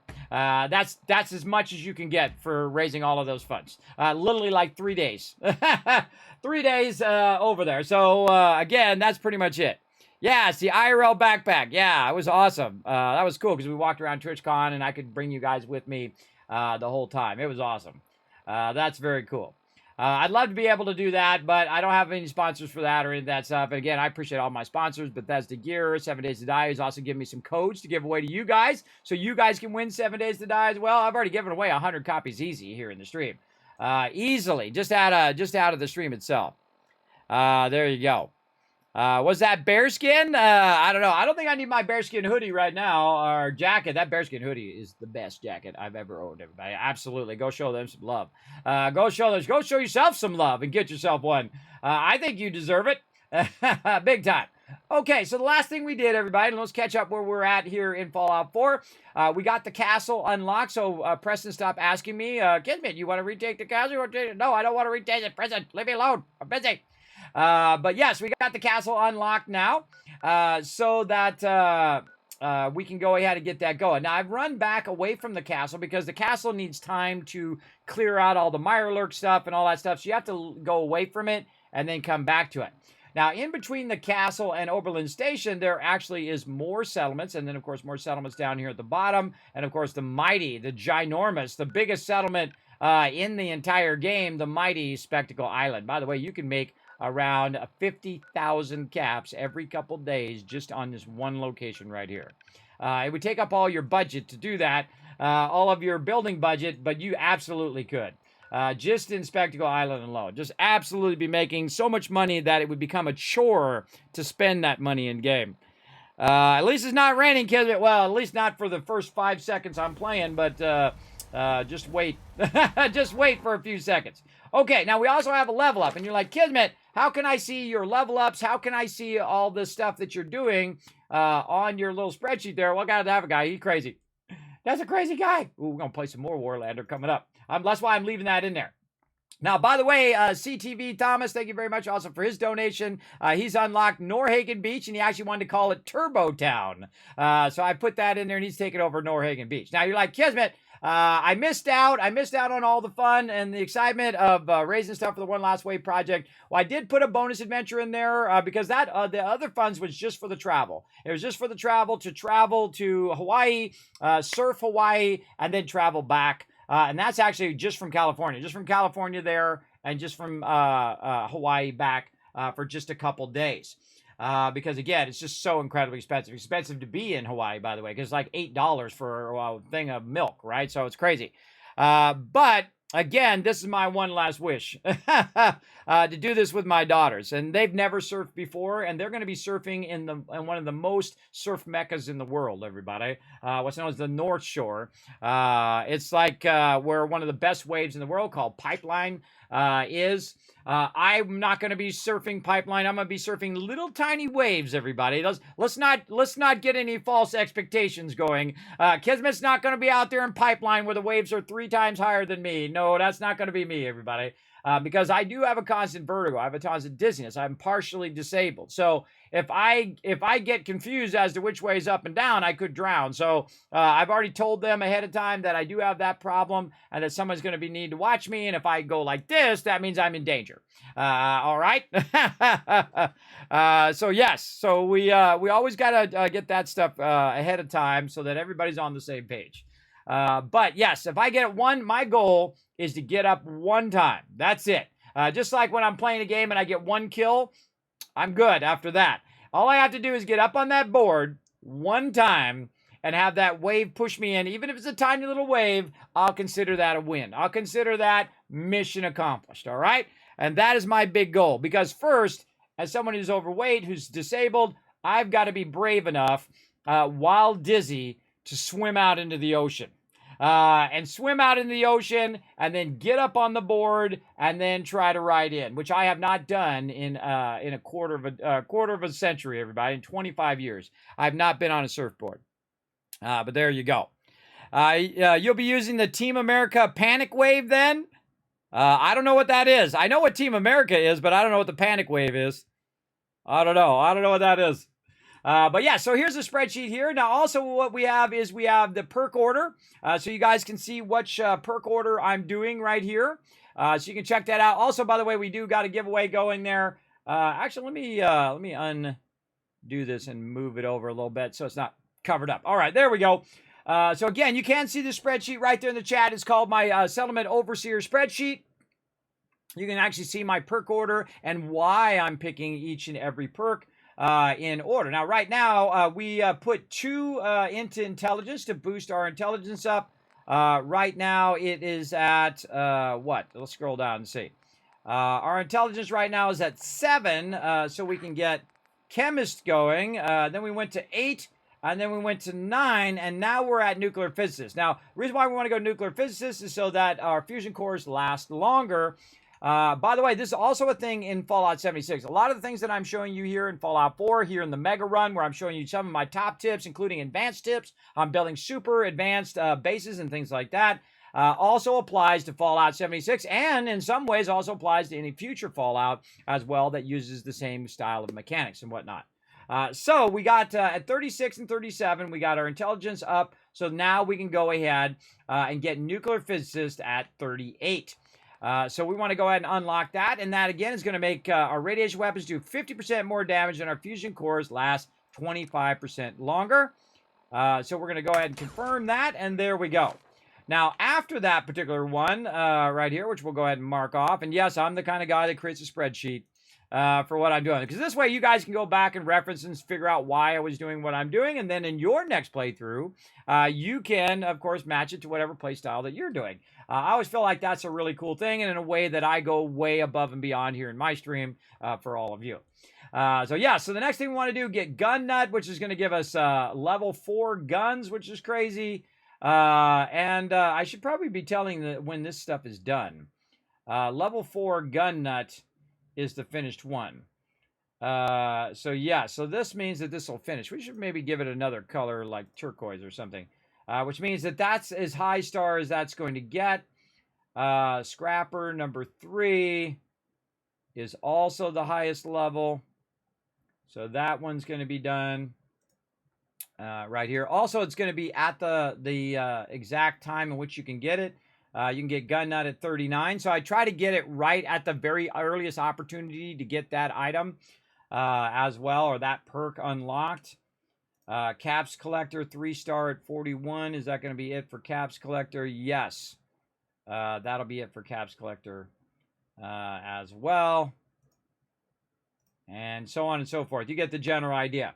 And we've already gone all the way up to level 55. And I kind of feel like after I get all of this stuff, that's it. That's really my complete set. And then I can add other things that kind of, you know, like the cherry on top of my particular playthrough, and maybe even get to a point where I actually have all of this stuff unlocked, all of my perks to max, all of my rows unlocked, all of the various perks that I'm going to use unlocked. I don't think I've unlocked every single perk in the entire game. I don't think I've ever done that. That might be one of our goals we want to do here. And again, I'm also waiting for the HD version of Fallout 4 to come out. They are working on a version for Xbox, the new one, and PlayStation 5, the Series X, Xbox, and the Series 5 or PlayStation 5 as well. They're coming out for the HD version, and then also an updated version for PC. I know that because Bethesda told me that, and of course they told all of you that too because they announced it a while ago. But they're still working on it. And so I'm going to play through, and hopefully it drops. And if it drops, hopefully I can continue the playthrough that I'm doing. And then we'll be playing the new version, and we'll see what's new in it, and we'll do all of that stuff as well.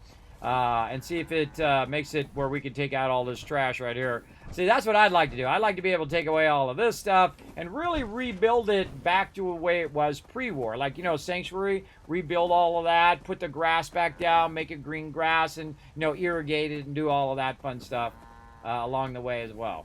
That would be awesome. Now, my current companion is Piper, and that's because I have both Preston and Cogsworth at max affection. You just say the word. I appreciate that, Piper.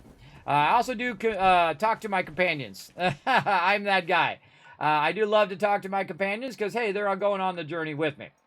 Now, what we need to do very much today is continue to expand our empire here. And there's something going on at the castle over here. What do we got? Oh, return to the castle, old guns. That's right. We're going to get artillery there. We need to defend Finch Farm. Which we did. We got to find Valentine. We need to talk to Jack Cabot. We got the Freedom Trail. We got to listen to Nuka-Cola Radio. That's for the DLC. 88, that's for the DLC. Listen to Caravan Distress. That's also something else. Talk to Katie. Go to the combat zone. So I'm trying to do all the stuff that's not part of the DLC yet. Though I could have very early already done some of the Automatron DLC, which is awesome because then you're starting to unlock the ability to do robots, and then you're trying to get all their mods and stuff. And then eventually what you do is you have, of course, all of these super awesome robots that you can run around with as well.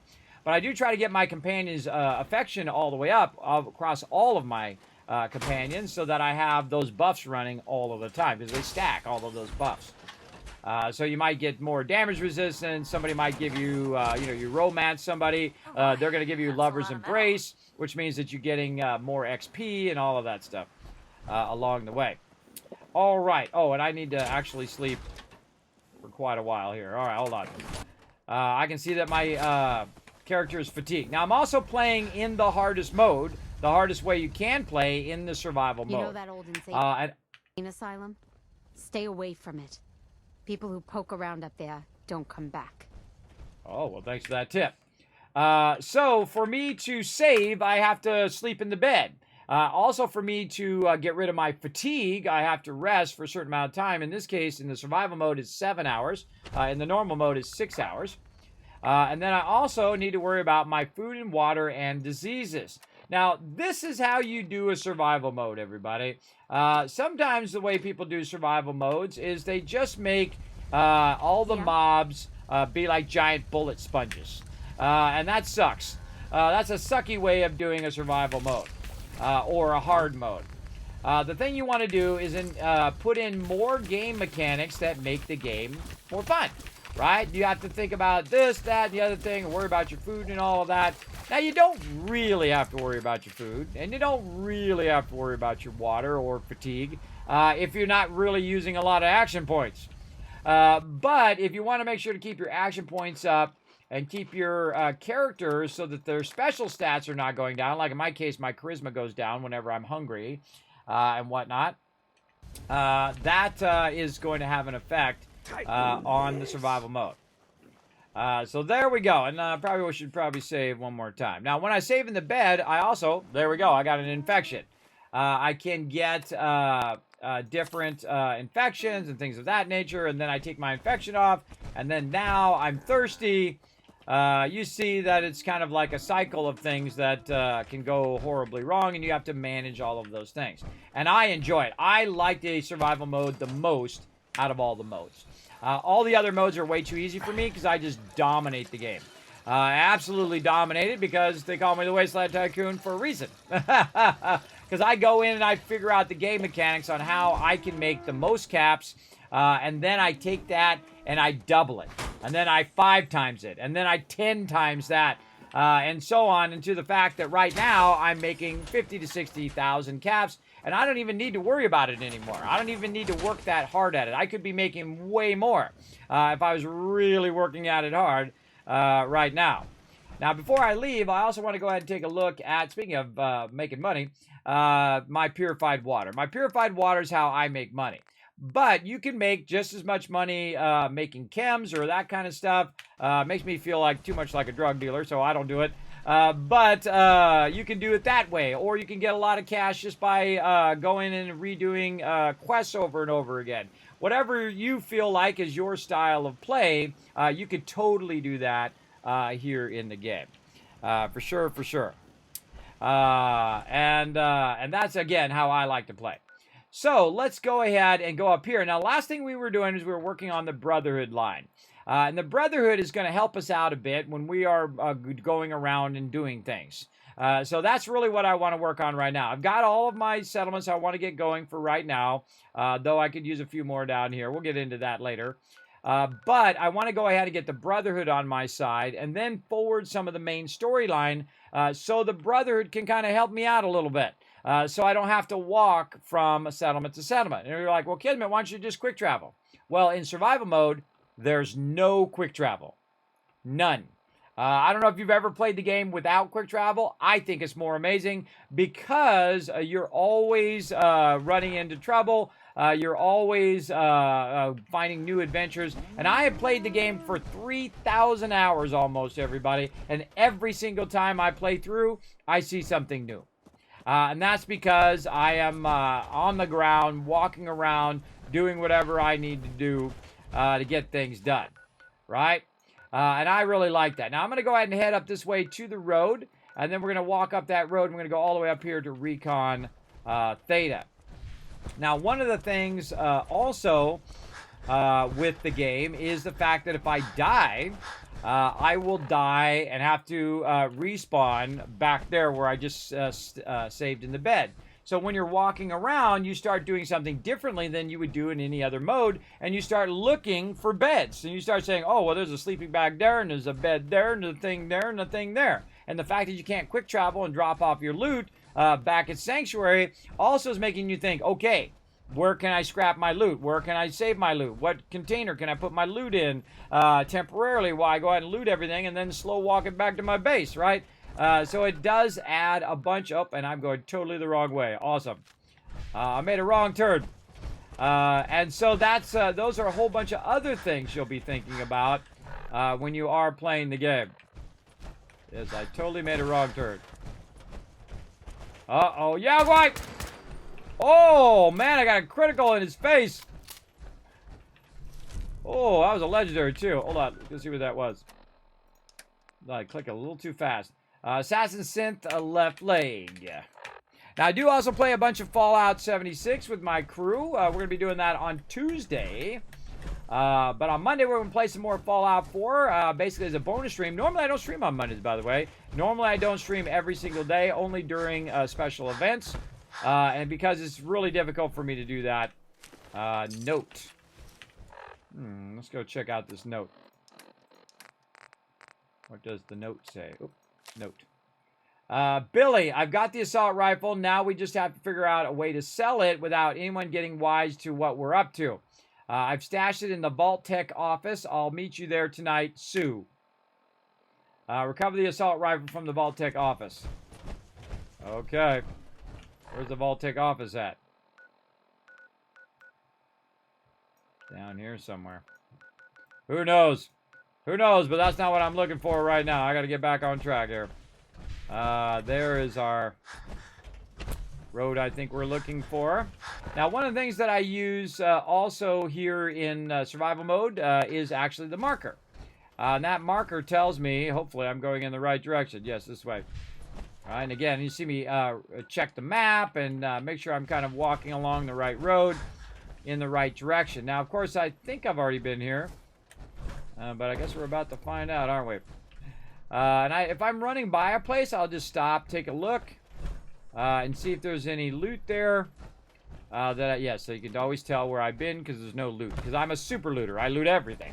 And that stuff leads to mega builds. And also to my settlers being able to defend themselves, have more food and water, and all of those things. Oh, yeah, we went over here to where those super muties were. All right, now let's go ahead and run down the way. Now, we've got a little Y here. Now, does it go to the right or does it go to the left? In this case, it definitely go to the right. So we'll keep going to the right here, and I'll just, whoop, try not to die on some mines because I wasn't watching. And also behind me is my girl Piper. She's running. She's got her power armor on. She's in a vault suit like me. Got her helmets and all of her gear going as well. And so we have to just walk along the wasteland. You can't just quick travel. Now, once I get my brothers in the Brotherhood going on, well, then we might, have some alternate transport that we can unlock. And that is what I'm working on right now, is trying to unlock that alternate transport, which is going to help me out a lot. How do you get into certain areas without fast travel? Alguai.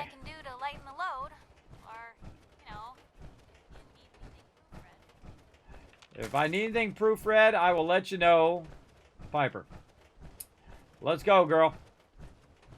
Now, also what I'm trying to do is I'm trying to pace myself in such a way that when I'm done with a companion, and that companion, when I consider it done, when they give me their perk.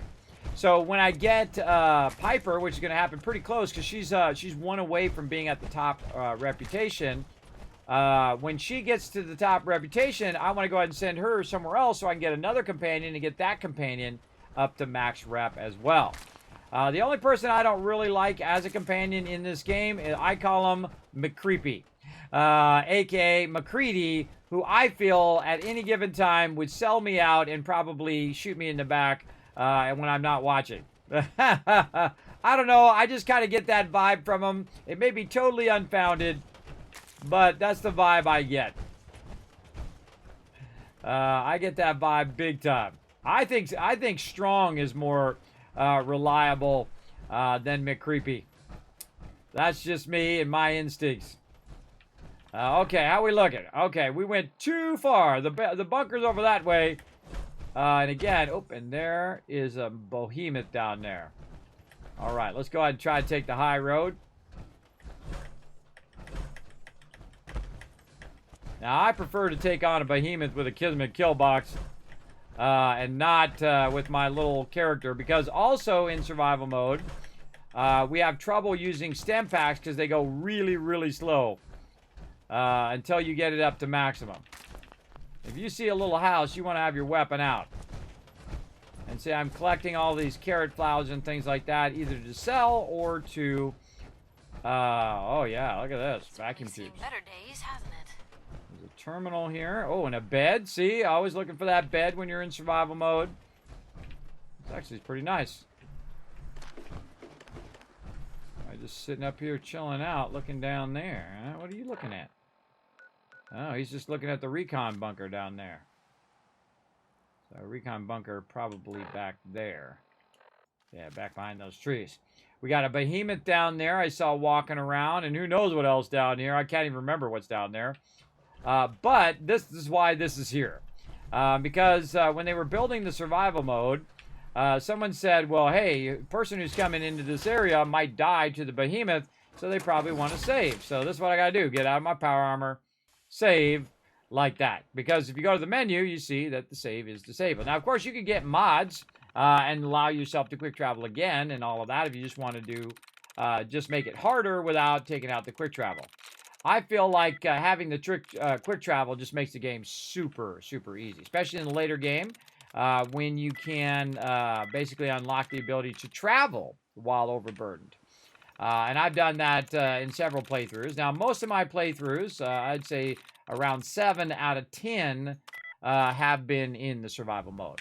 And I've, of course, finished with different factions in different ways, and I've tried out different things. Even in this playthrough, my 10th playthrough, I'm trying out new things to see what happens.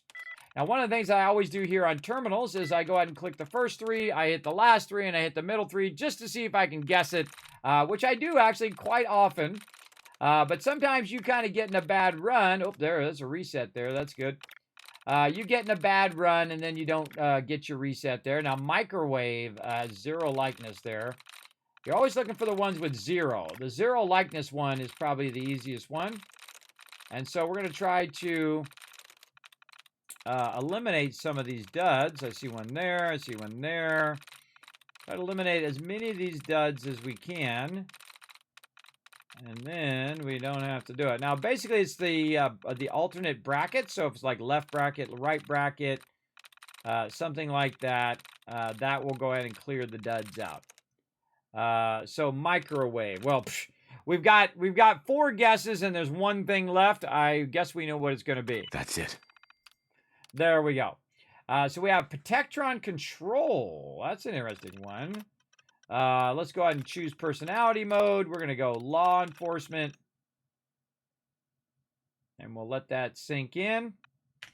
And then we're going to go ahead and activate it. I don't even know where it is. I didn't even know it was around here. Now, the cool thing about the, usually when they have Protectron that you can use, is the fact that the Protectron is going to go get into mischief and basically draw the fire, so you don't get killed. Up. Protectron on duty. Really? Where? Oh, down there. Yeah, he's already law enforcement. I didn't even see him down there. Okay, well, let's get back into power armor. And I put the power armor there on purpose, everybody. Also as the blocker if mobs start to come in. Algui, yes. Like that. Back, there's 1,000 kids caps. How we doing on this retweets? Oh, you guys crushed it. I'm going to give you guys 2,000 caps instead of just 1,000 caps for being awesome and crushing those retweets. Now, of course, you want to help out the stream, everybody, and help out yourself. I'll give you another 1,000. Follow that link right there. Hit that like button. Hit that retweet button to help support the stream. Oh, yeah, right here. Okay, so dude's running around. And one of the things I do is I hit the Q button first to make sure he's not like a massively OP legendary. And if I click on him, how much damage is he going to take from a shot? He's going to take about a little less than a half. So if I'm going to kill him, I got to be quick. Attention. You had to come to that. And then I get his loot. Because he's not doing me any good just wandering around up here, I think. Now, of course, you can leave those Protectrons and let them wander around and protect the area. But what I'm trying to do is get to the bunker. And I also like to eliminate cars. Because, one, I like explosions. And if you like explosions, you're in the right stream. Hit that follow button. Because we're going to blow a lot of stuff up today. And I find very rarely am I in the daytime where it's not raining or the radiation or something going on when I'm trying to do what I'm trying to do. Now we're trying to find this bunker. Oh, there's another one over there. And yes, it's a big waste of ammo, but it's super fun. And I've actually, in multiple playthroughs, blown up every single car in the wasteland. Because once they're blown up, they stay blown up. Unlike... Nice day. Where are we headed? Oh, God, you scared me. Unlike in Fallout 76, where if you blow them up, then they just respawn unblown up later on, which is a bummer. Okay, now we got some convincing to do. So we've got to get out of the power armor. We've got to go ahead and take the fusion core out so nobody walks off with my power armor. We're going to check our stats and make sure we've got 12 charisma because we're going to have to convince this guy to join us. Here we go.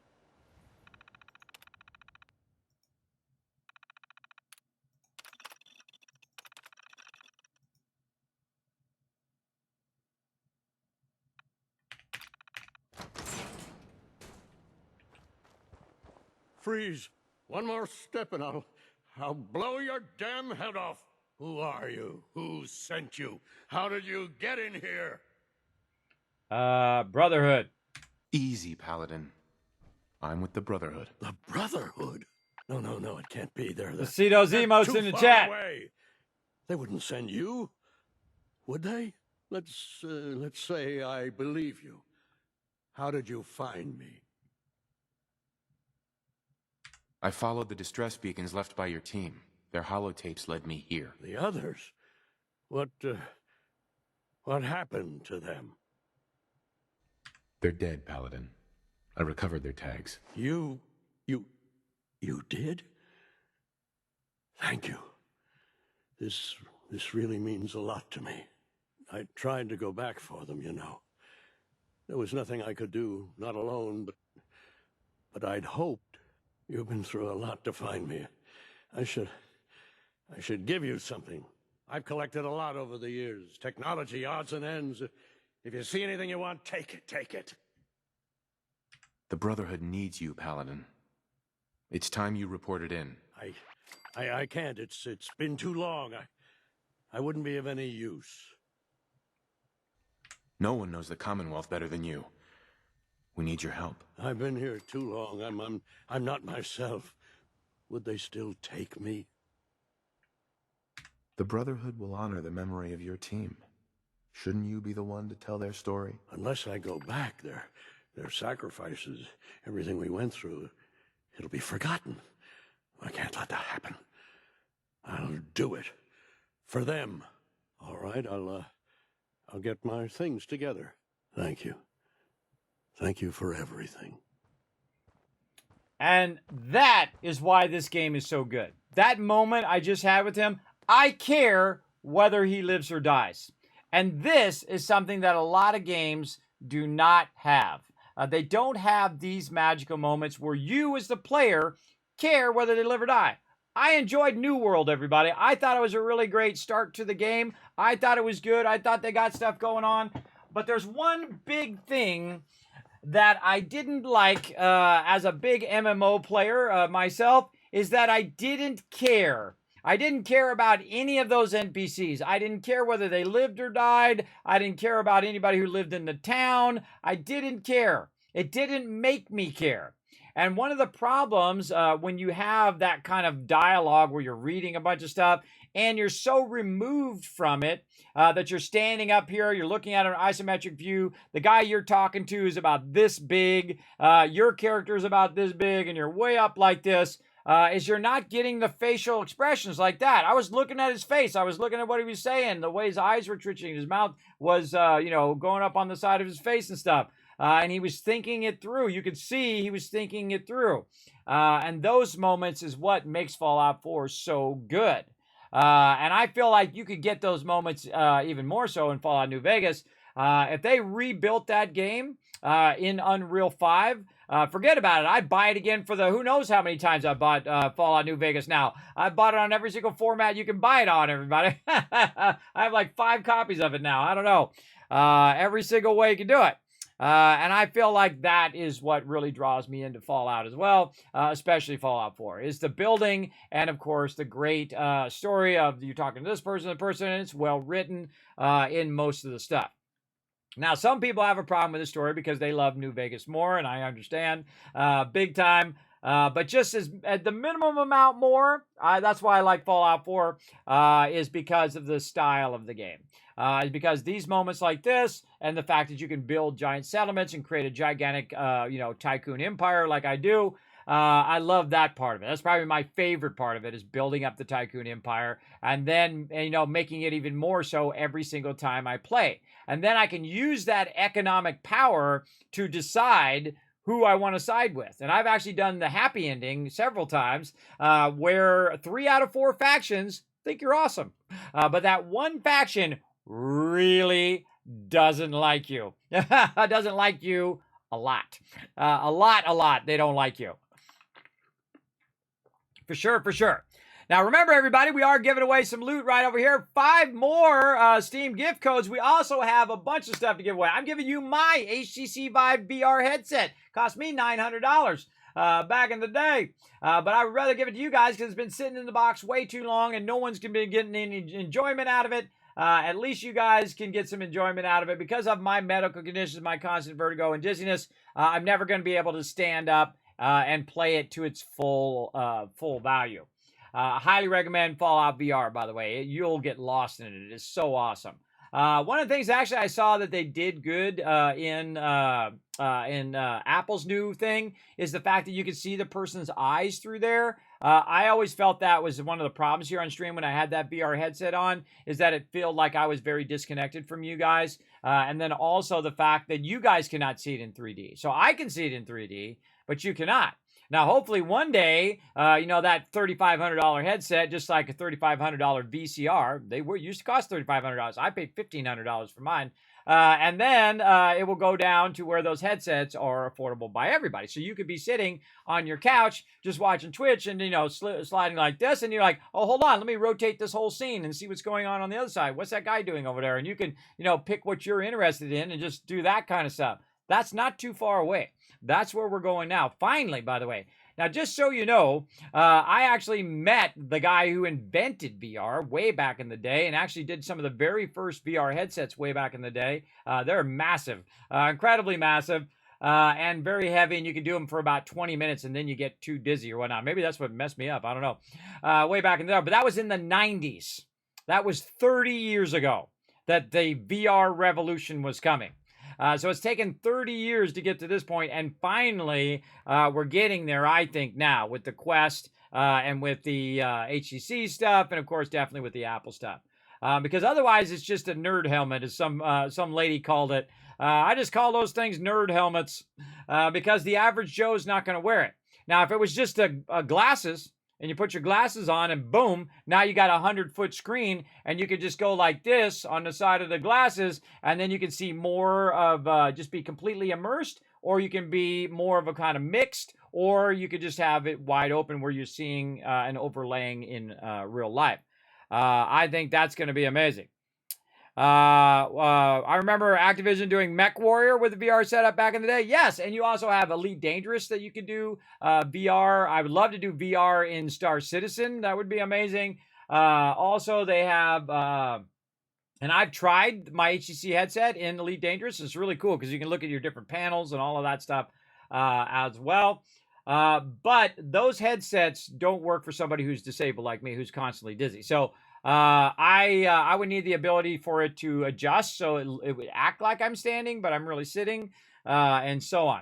And I feel like the thing that people don't get, and again, for those who missed it at the top of the stream, when Steve Ballmer, the CEO of Microsoft, who's a billionaire, who's in charge of Microsoft back in the day, saw the first iPhone, he laughed. He said, $500 unsubsidized? And I put it up on my Twitter, by the way, as a reply to Casey Neistat. What people didn't realize in the moment, and I knew it right away. I knew it right away because it does more than a phone, right? This thing replaces $1,000 worth of stuff right here, this one thing. I'm talking about a camera that you might buy, right? This camera is better than any camera I've ever owned. I'm telling you right here. That's a really nice camera. And then built into it also is, of course, a flashlight, right? You got that built in. You got your alarm clock and a giant list of things that you would normally buy separate. You go buy an alarm clock for $50. You buy a camera for $200, $400, or $500, depending on how nice a camera you want to get. Then you would buy a phone. Then you would buy, 100 other things that you would buy, and so on and so forth. And then also, your apps and all of that other stuff that add it and make it more productive. And, it's also a text messaging thing, so you can text message back and forth, and you got the internet and yada, yada, yada. Just thousands of dollars worth of value in this one thing. And so the value of this is way more than $500, or mine's $1,000, right? And I'd make payments on it for, 5 years, for a very long time.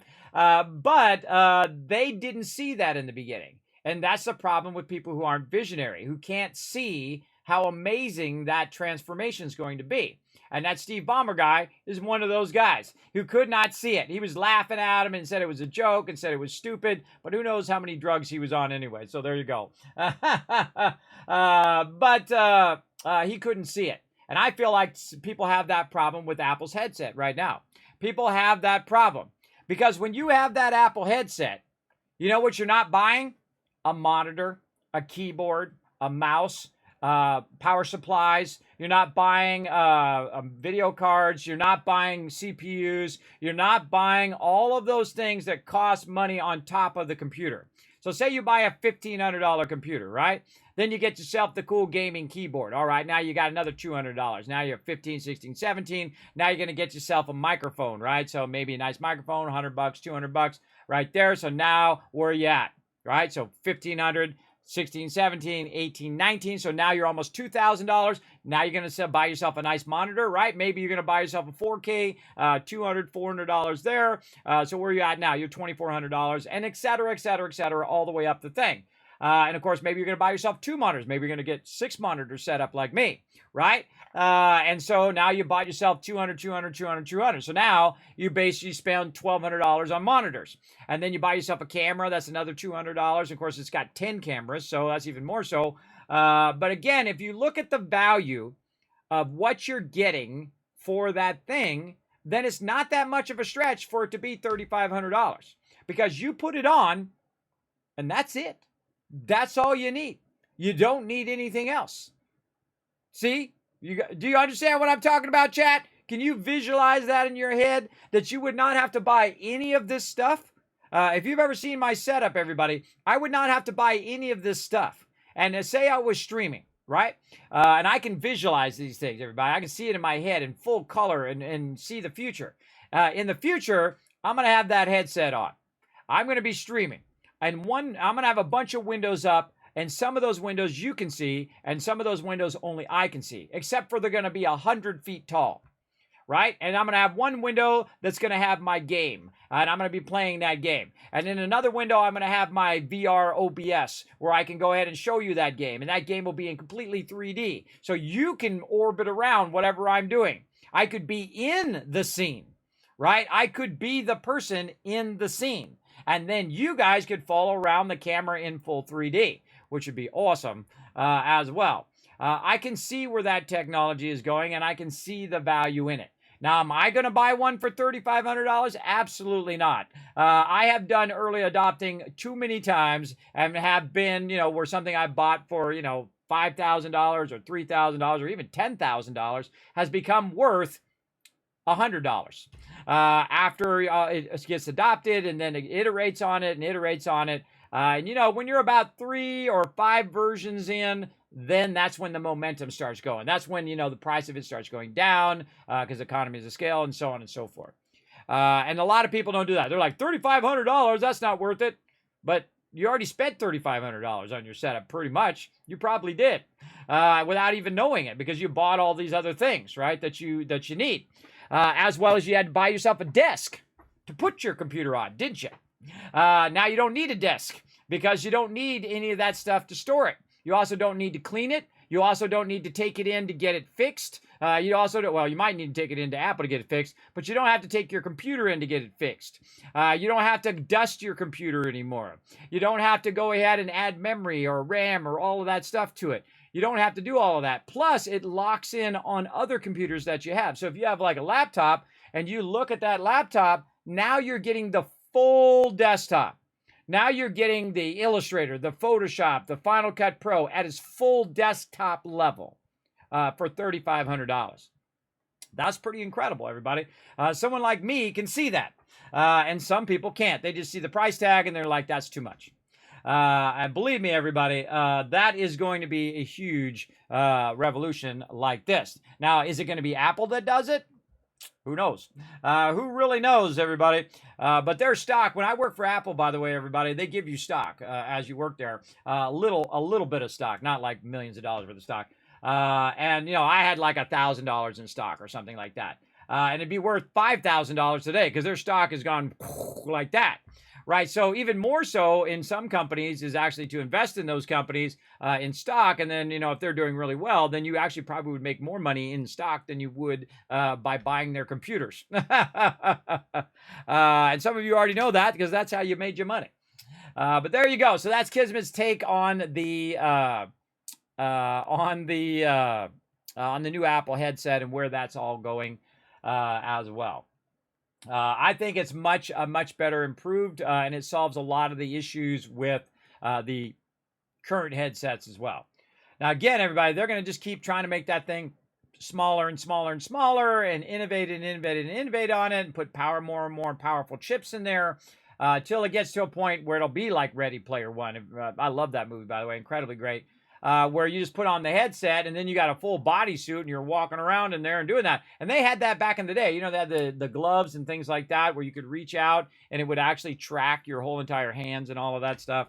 But now they have it where they have like LiDAR and things like that, where you don't need the gloves. It actually still tracks your hands. It basically does a 3D rendering of your hand in real time. And so as you're doing this and pinching and going like this and doing these little pinching motions, it scrolls up and down and left and right. And so you don't need a mouse. You don't need a keyboard. It already has speakers built in, already has cameras built in, already has all those things. It was amazing. Now, I don't work for Apple anymore. I'm not trying to sell you on it, everybody. If you go and buy it, there's no benefit of me. I don't get anything out of it. I don't have any more Apple stock, by the way. I sold all my Apple stock because I was sick and I was going to die. And I needed to feed my children way back in the day. But I'd love to have that Apple stock now, though. That would be awesome. But such is the way it goes, everybody. Such is the way it goes. Like, you have to choose. Do I want to leave it in there, or do I want my kids to eat this month? So there we go. So, all right. So we convinced the guy to be on our side. So let's go in here and do some super looting. Past 199. All right, Piper. Come on. Let's get to it.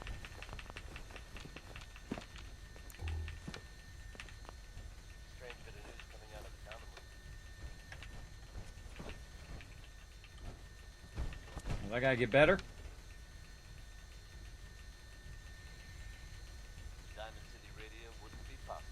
Without the help of some wonderful businesses here in town. Commonwealth weaponry. It's a dangerous world out there. Yeah, he's much better. He's much better on the thing. Oh, Red Rocket Truck Stop. All right, so we got him to rejoin the Brotherhood, everybody. Oh, there's a legendary in there. Let's see what that legendary was. It was a weapon. A weapon? No, it was a apparel. Nope. What was it? I thought it was a legendary.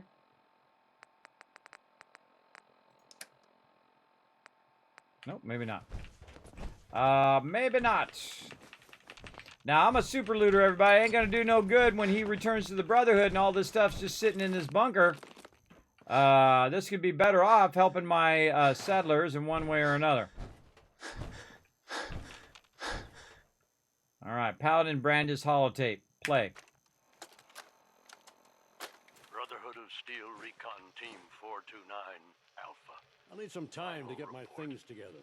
Our mission has failed. 6 hours after insertion, my company was ambushed. We lost 5 knights and exhausted our power armor reserves. We scuttled the armor to prevent looting, then retreated under fire, abandoning our supplies. I was separated from the 2 remaining members of my team within a week. Both are missing. Status unknown. I'd hoped to rendezvous with them at our holdout bunker and seek a means of escape from the Commonwealth. But no one has come. No one has come. So bad for this dude. Stuck in here the whole time. Hey. Just let me know. All right. Oh, God. I think she's already overburdened. Now I'm overburdened. Yep. Go on, get out of here. I'm on it. All right. We're going to have to give up some weapons. It's not overburdened all the way back. Oh, wait. I'm not in my power armor. It might be okay. Now, my power armor is geared up for the military-style power armor so I can carry more. As long as I have all the pieces, it's fine. I can carry more stuff. You might upgrade to PS5 with your PSVR 2 if they get the games going for it. Well, there you go. Okay, so how are we looking on weight here? 295 of 272. Yeah, I might have to leave these guns behind. And I'd say of all the stuff that I want to leave behind, probably the weapons would be the #1 thing. Out of this or some of this stuff, that's no big deal. I keep the combat armor. But like shirts and things of that nature. Surveyor outfit, no big deal. Let's see, hub flower.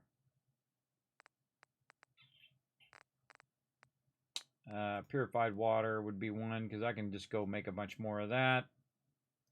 Maybe just do all the purified water. Then maybe sneak something else back. No, not enough. And I should have dropped off some of this stuff because now I'm just overburdened all the way here. All right, we'll leave some of that stuff there, and if we happen to sweep by here again, maybe we'll pick up that loot if it's still there. Okay, back up here to the high side.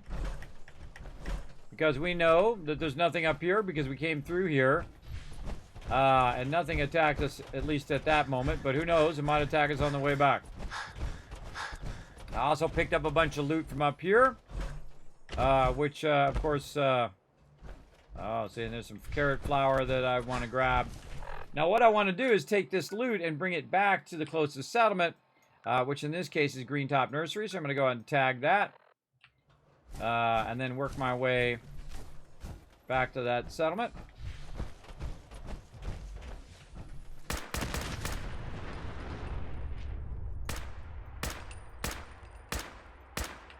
Sometimes you just can't blow them up.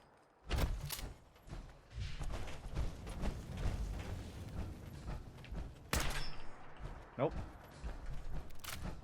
Most folks are just looking for a hand. I just did. Just totally broke her power armor. Broke her power armor, everybody. Oh, so hard to resist looting.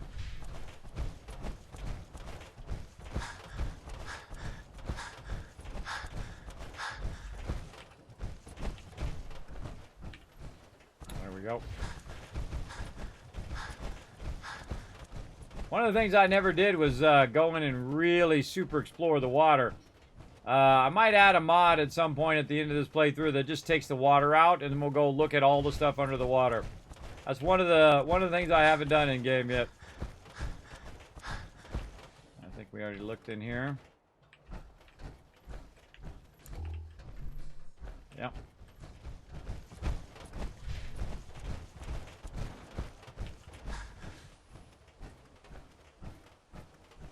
Oh, I see the kill box.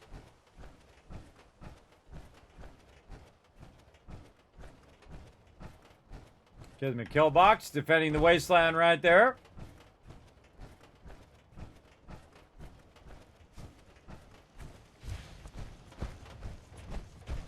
Anything I can do to help out around here? Wow, got me in dialogue, yes. Yeah, let me show you. Go ahead. No, I'm going to show you here in a minute. I'm busy. All right, what I want to do is get up here. You want to get in the habit of taking your fusion core out every single time. Oh, come on. Let me carry something before you... Already on it, girl. Plus, I already gave you a bunch of stuff. You can't carry anything else. You can't carry anything more. Now, again, if you do have a comment or question for me, feel free to throw it in the chat. If I miss it for any reason, feel free to throw it in there again. I don't mind. Don't mind at all. Guns and bullets. Join the railroad. Have I already listened to Join the Railroad? I don't think I have. Miscellaneous.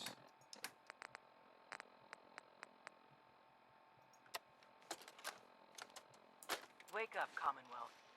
So? Huh? Since they're not your enemy, they are victims in this war as well.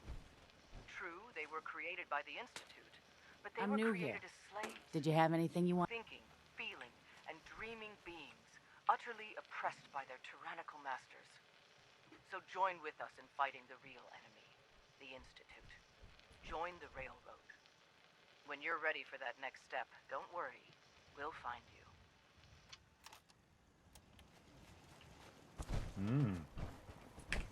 Lady just wants to talk to me when I'm listening to a holotape. Alright.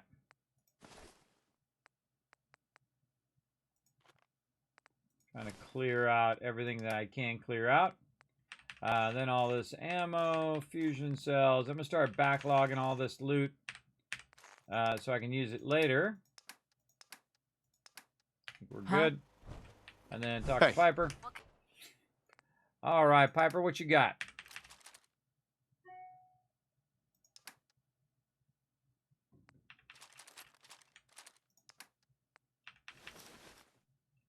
I gotta fix your power armor.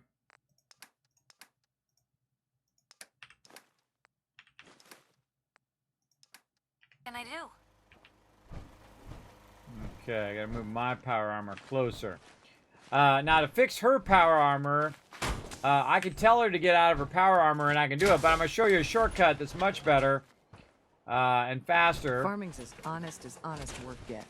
When you're coming into your location, you want to put your power armor just somewhere nearby. It doesn't have to necessarily be exactly in the middle of it. And then you can go ahead and craft, and you can actually repair her power armor just by having it in your inventory. Just like that, and you know, while you're at it, you might want to repair yours as well.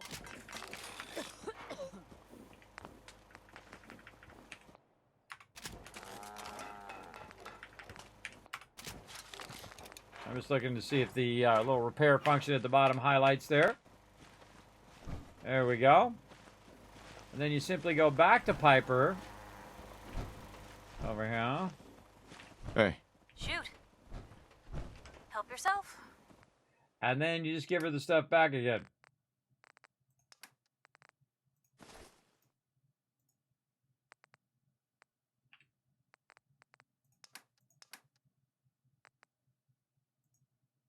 Oh, she can't carry anymore. Oh, okay. Yes? Yeah, it's having that kind of glitch where she can't carry anymore. Heads up. Point the way. Looking for something specific? No. I'm gonna tell her to get out. You say, time for some travel fuel. Want one? I need you to get out of your power armor. You got it. Okay, much easier way. Get her out of there. Put all the stuff back in there. And then give her a fusion core. Oh, man, those fusion cores are running down.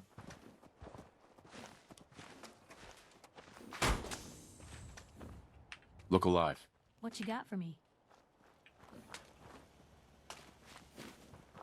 And then tell her to get back in again.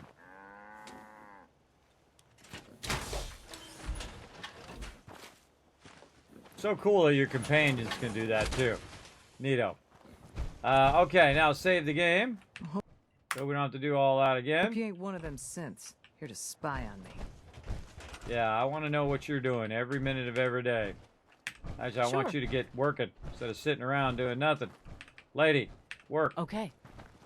Guy, work. Got it. You, work. Okay. Everybody else lazing around, having a good old time on my dime. Got it. Bunch of peeps. Sure. Okay, now when I left, there wasn't this many people here, but I always tell them because they're sitting at the chair, they're over on the stove, they're just kind of wandering around doing diddly squat most of the time, and I need them to be working, collecting me resources. So anybody who's not collecting your resources is basically like a hindrance to your settlement. So I really only have them doing two things. One, they're collecting food for this particular settlement. Or they are collecting scrap. And again, if they're sitting around like this, then they are making it also where more settlers will not show up because there's so many idle that it says, well, we don't need to recruit anybody else. We're good. So you definitely want to make sure that everybody is working. Now I'll run in here and check all of these people in here because sometimes they're just standing in there watching other people work, like that lady. Got it. She's literally standing in there watching other people work. And that lady. And this guy.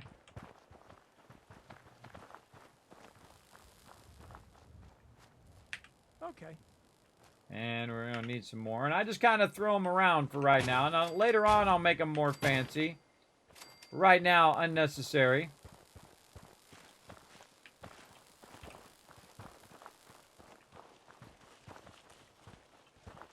And that lady.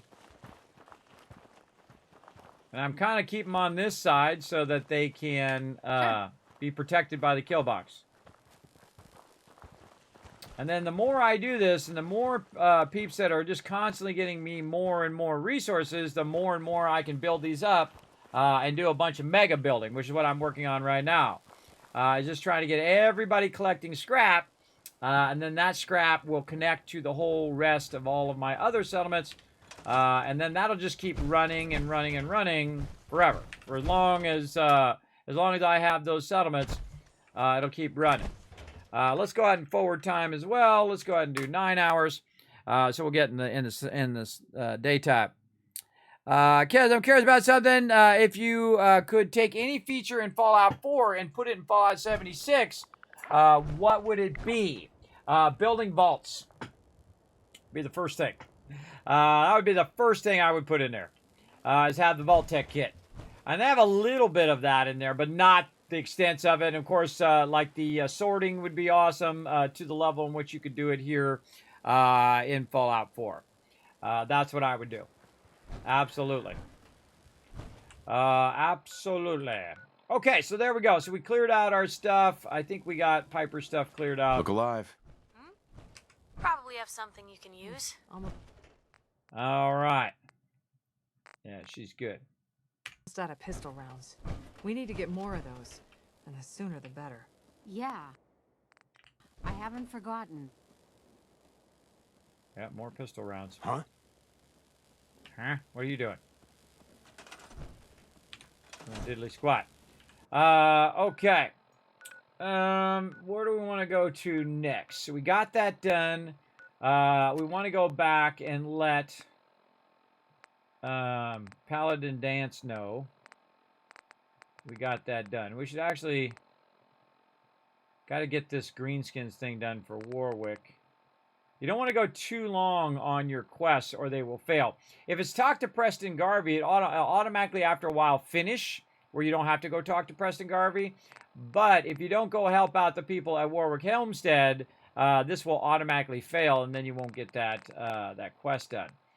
But what we want right here is the Lost Patrol, and we can also just hit R and show it on the map, and it says where I need to go. I need to go back to the thing. Now, also, sometimes there's, like, defend this particular location and things like that. I really feel like those should come up and stay up. They should stay up on the top there. And I think there's actually a perk or a thing for that. A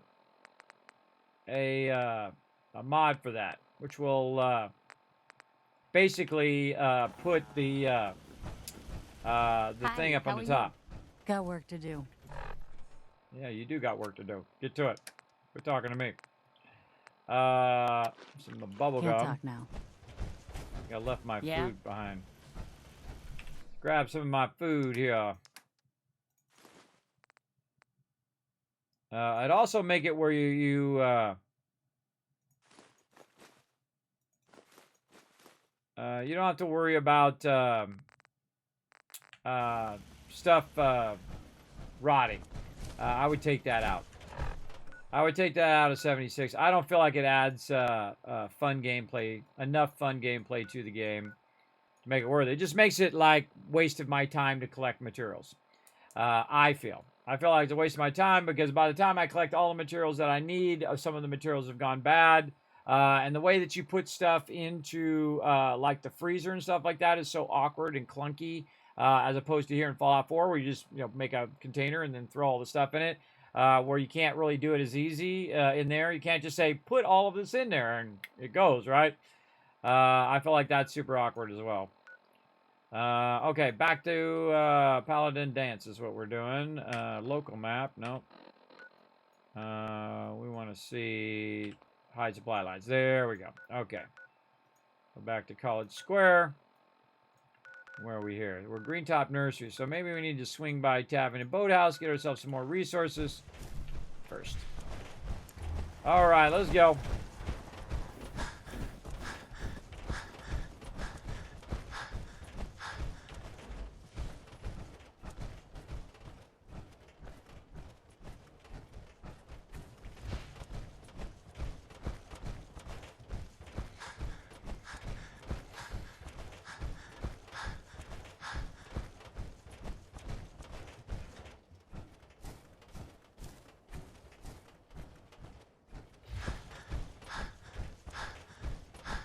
Oh, and I helped defend Red Rocket Truck Stop.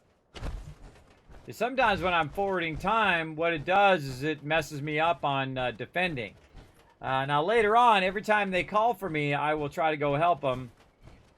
Because what it does is it basically, if I was there, they would have won. But if I'm not there, sometimes they will fail. Hidden forever. Based on a formula that they use, and I could tell you that formula, but nobody really cares.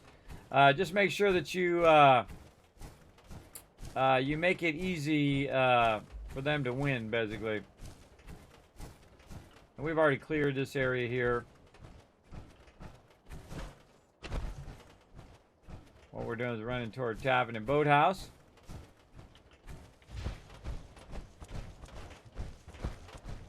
It's actually a little shortcut right here.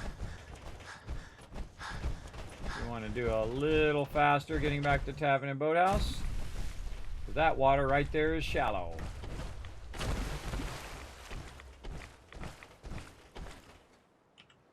And then here again, same thing. Food and resources. Park my armor. If you work, you eat. It's as simple as that. Is that how it works? Thanks for letting the owner of the settlement know how it works. It's coming in pretty good.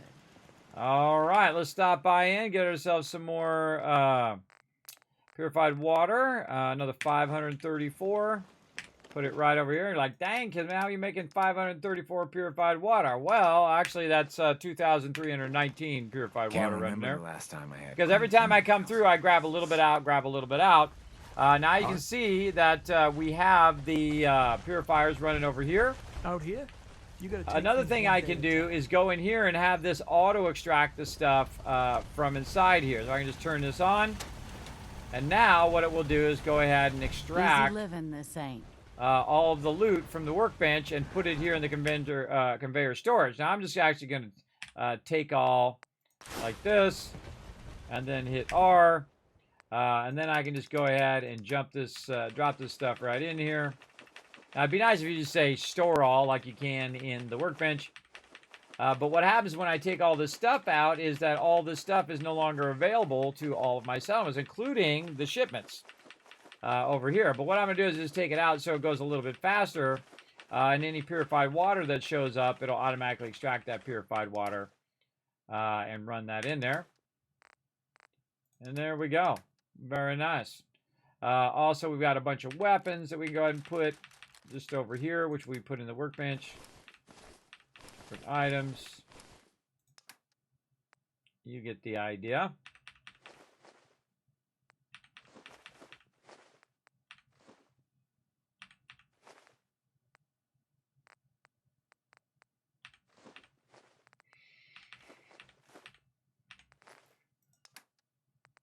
All right, there we go. And then again, all this other notes and things that we trying to get rid of. There we go.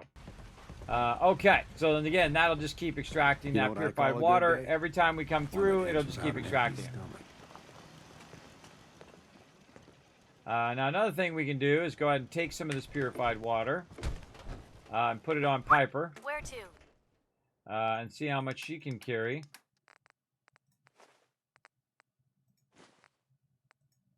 And I just do as much as I can, 178 on her. And then we'll go ahead and see how much we can fit on us.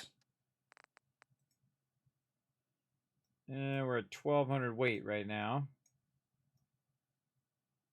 Do we really need that much? Probably not.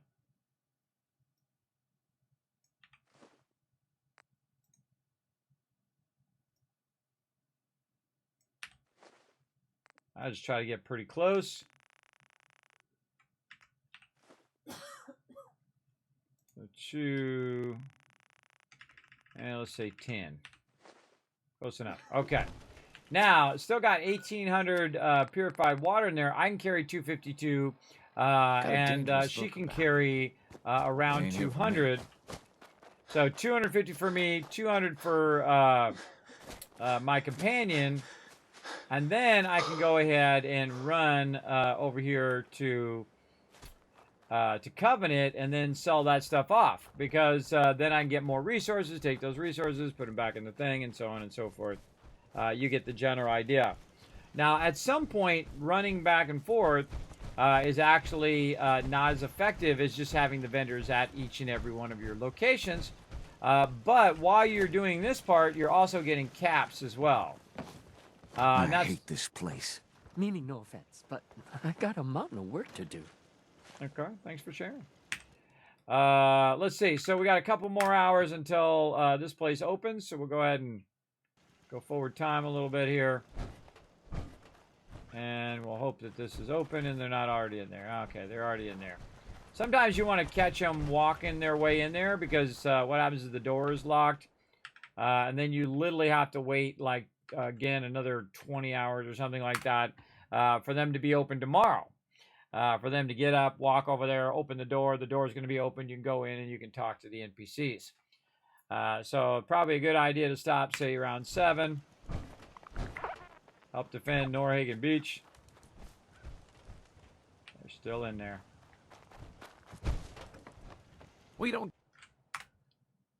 get many vault dwellers visiting us. Hope the outside world isn't too much of a disappointment. And this is a problem in the game. The thing is locked. So I could try to unlock it and get into the NPCs, but it's not letting me go in there. This place. And there's Penny right there.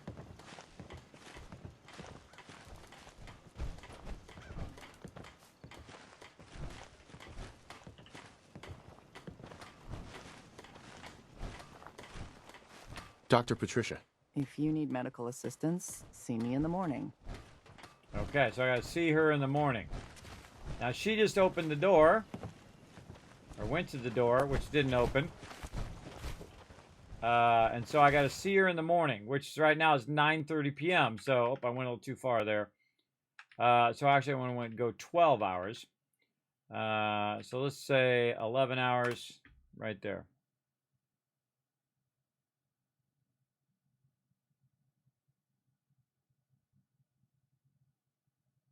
So right around 7 a.m. we'll try it.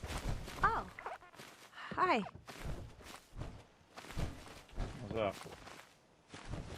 Hello, stranger. You got anything that ails you? I'll fix you up for a fee. All right. Barter. I need some supplies, Doctor. All right. But go easy on the chems. Okay. Now all I need is her caps. So what I want to do is take my stuff here, look at how much I'm trading it for. Right now it's 16 each, which is the max value. Go in, roughly figure out what her caps is. If one more cap than what she's got, then I got her caps. They're hiding something. I'm sure of it. And then she's going in there. Enjoy your stay. Penny. Enjoy your stay. Enjoy your stay.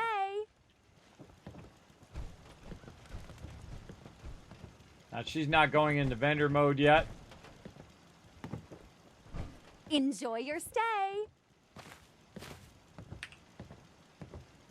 Penny. Enjoy your stay. Hello, stranger. Enjoy your you got anything stay. that ails you? See, so she's not kicking in. Why is she not kicking in? Because of the time of day. Let's see. It is where's my clock in here? Yeah, oh, it's on the map. 7:30 a.m. I'll fix you up for a fee. So 7:30 a.m. She's making it where I can't talk to her. So I'll go back over here. Forward time by another hour. Now it's going to be 8:30 a.m. I hate this place. Getting a sense. Enjoy your stay. Hey, Penny. You here to shop? See, now I can talk to her because it's after 8 o'clock. What's in stock? Take your time, sweetie. Okay, she got 308 ammo. I don't need 45 anymore for me.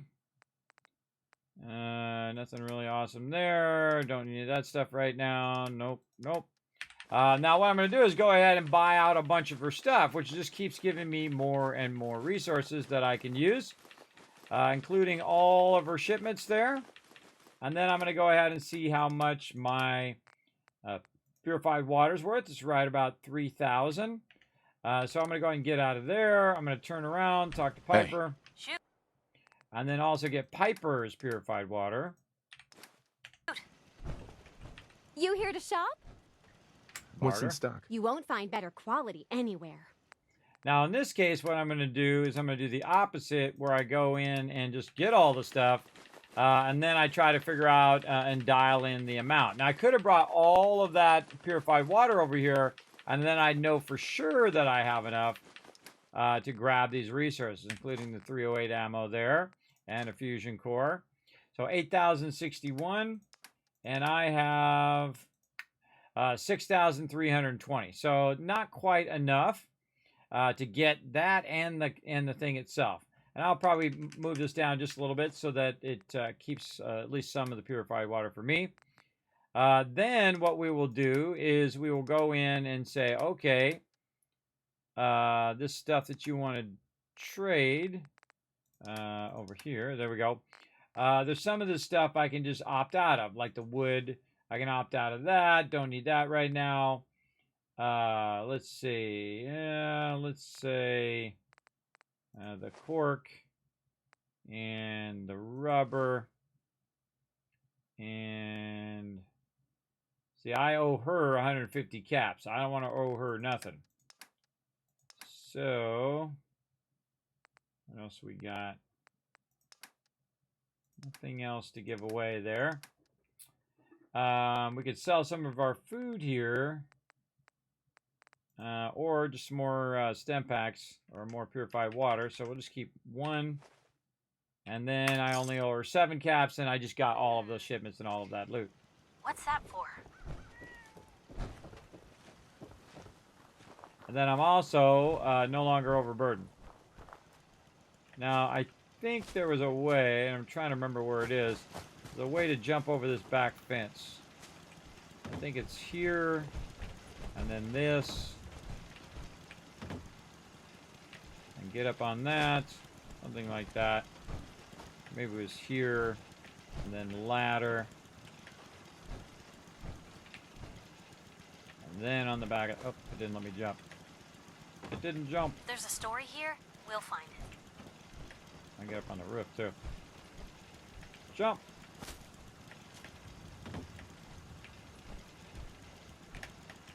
There it is. You just jump over the back of it. And then back to Taffany Boathouse again.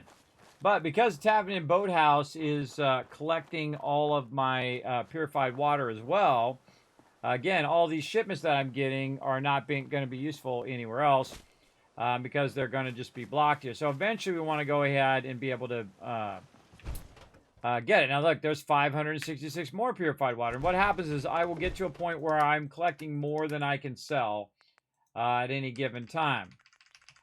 So now it's 2,446, which is more than I had before I left. And I've already used up about 500. So again, you got to have it where you're basically outdoing what it's doing. And so also over here, I feel like while it's good for the purified water, not so good for the resources that I'm trying to keep in the workbench. So I'm going to go ahead and hit T to drop all that in there. And then now we've moved all that stuff in there, and we have to do all this again. So pretty much that's why I'm not using my thing right now, because I think it's not really worth it at this point. But we'll come back to it later on when we're doing some mega builds and whatnot. Hello. Right there. Oh, hello, Unforgiven. What up? Enjoy your stay. I know, right? She loves to say that. It really actually kind of creeps me out. Creeps me out. All right, put the mods in there. Okay, so now that stuff's all back in the workbench. We've turned this off. And now what we really want to do is just go to aid when we come in here and then just look for the purified water and keep pulling that out. And basically backlogging a bunch of purified water here. You should go. Whole place is run by robots. Yeah? Well, actually, I really want to go to Norhagen Beach, but I really need to go in the opposite direction.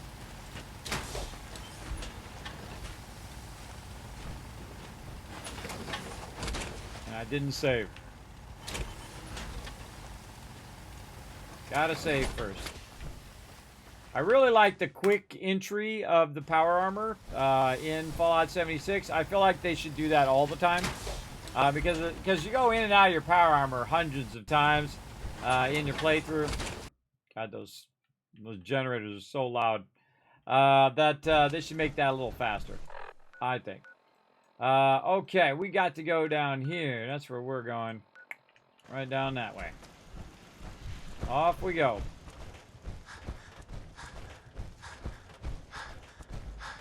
Let's get it going on. Yeah, getting that loot going on.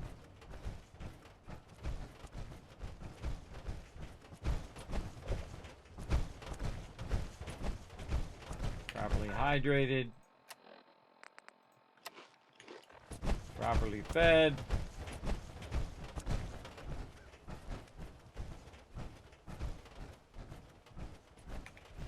And use our fast round.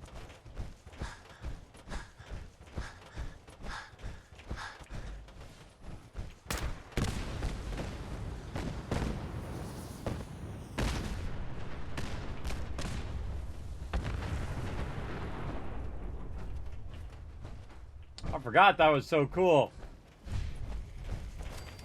Haven't been over the bridge yet.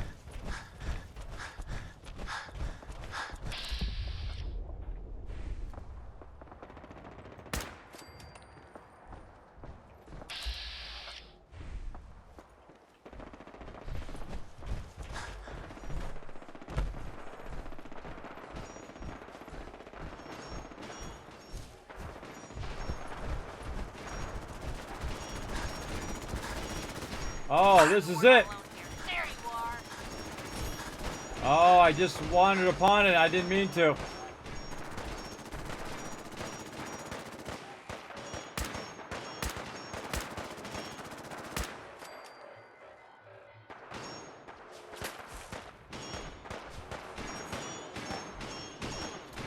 Suck.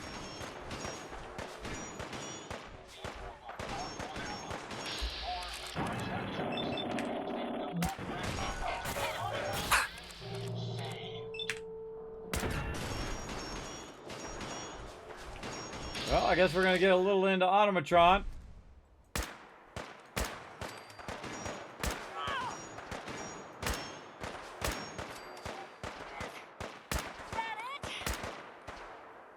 in one piece.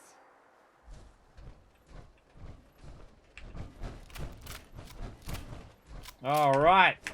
Yeah, automatron. Got into that by accident. Hoarder. So much loot. One of the cool things about the automatron, you get a lot of loot from it. Let's go ahead and, since we already ran across it, we might as well get into it, because if we do run away, or don't bother to loot it, all of this loot is gone. Shade's there, dead.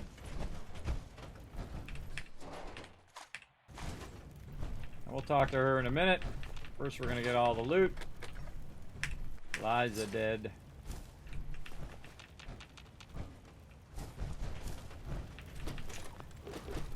Jackson, very dead.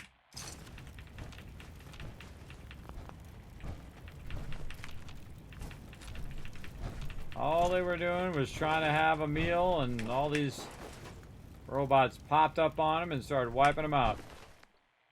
Zoe.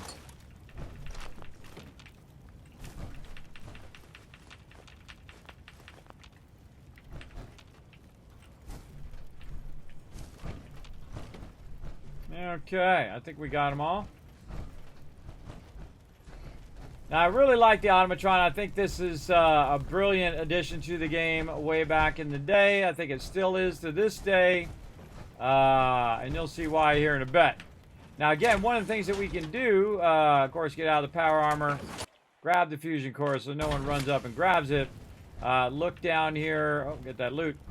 Look down here and look for a sleeping bag in which I can sleep in there. My friend, where are you going? I was just trying to save my game. Now I can save the game because that actually went really well. I've actually done playthroughs in survival mode where I got one-shotted from the mobs. My friends did not survive the attack. Thank you for assisting. I was certain to meet my end here as well. Are you okay? Are you okay? Physically, the damage is minor, but I am registering sadness and anger at the loss of my friends. It may sound strange coming from a robot, but they were my family. Again, I thank you for your efforts. I know they would have thanked you as well. Dang, time has gone by fast. Sorry for your loss. I'm sorry for your loss. My name is Ada. This was the third time we've been attacked by robots like these. Even with the weapon and detection upgrades Jackson gave me, I was unable to defend them. Tell me about these robots. They roam the Commonwealth and claim to be restoring order. We've seen them fighting raiders, but they've also attacked innocents, settlers, merchants, and caravans like ours. We knew we ran the risk of encountering more of these hostile robots if we stayed in the Commonwealth. If only we had made the decision to leave. You couldn't have known something like this would happen. The probability of attack was high. I should have forced our departure. In recompense, I will seek justice for my friends and stop these robots from causing further harm. It's time to uncover the source and confront their leader, the Mechanist. You'll need help if you want to succeed. I'm aware of this. You have shown willingness to aid others. I ask that you please assist me in stopping this Mechanist. In return, I can give you the schematics to build your own robot workbench, so you have additional resources in this undertaking. Don't you want revenge? I'll do it. I'll do it. I wish I had the proper vocal registry to express my gratitude. Like that. We last saw a group of the Mechanist robots at the General Atomics factory. You may find information there that will lead us to the Mechanist. I will follow and assist with your permission. Let's go. Yeah, let's go, Ada. General Atomics has valuable salvage. Chances are high the robots are still there. Okay, now the problem is I gotta send Piper somewhere. Now what I would do is put her somewhere where I can pick her back up when I need to use her. What I'm gonna do is send her to Taffy Boathouse. So off she goes. So she's basically, we just did Mechanical Menace, and so she's gonna walk back to Taffy Boathouse. But before she goes back to Taffy Boathouse, what I'm gonna do is run over to her and say, "Hey, Piper." Piper. Heading my way? And say, "Let's go." Sure, let's go. Will do. And now it says, where do I want to send Ada? Well, I want to send her to Taffy Boathouse. All right. And basically, I just overrided that quest. So when I'm ready to do that quest... Oh, and there's a gun there. When I'm ready to do that quest, I will come back and do it. But I don't want to do it right now. I'm a little busy doing the Brotherhood quest. And so she'll go to Taffy Boathouse, and I'll talk to her after that. Using your robot powers for good. Because we're going to the police station right over here. Now, we're going in a way which we haven't been before, as well as we need to eliminate all the evil cars. There we go. And go from there.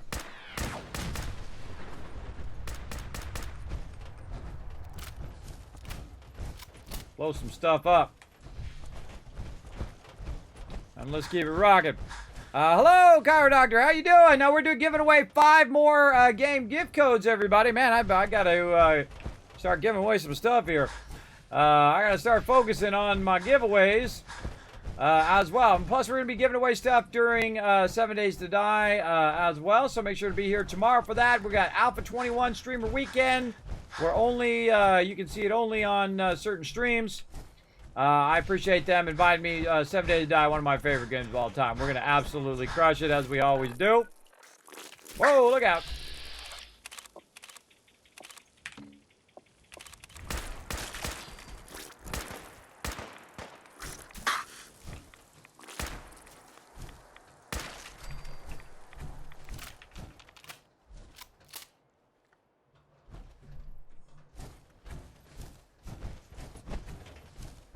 Trying to find the loot in the bushes. Good enough. Alright.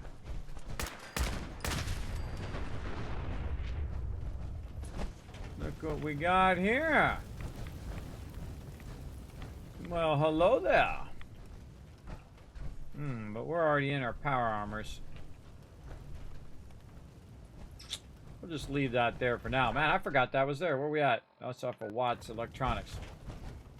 So yeah, we'll have to come back for that because we're both in our power armors. We can just grab the power armor items, by the way, and just leave the frame because you can actually buy frames in the game as well. So if you leave the frame behind, no big deal. You can always buy more. But we'll try to wander by that and get that another time. Because we are busy right now.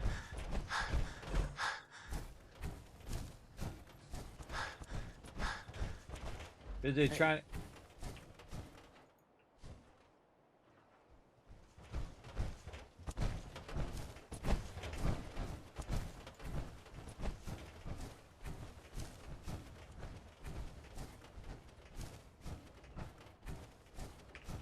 Hey, who's there?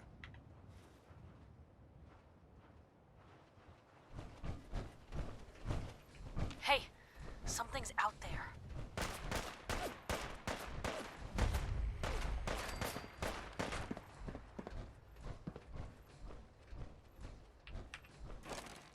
Oh, I know you're here. I'll find you. Getting tired yet? You made a mistake! Now you pay for it!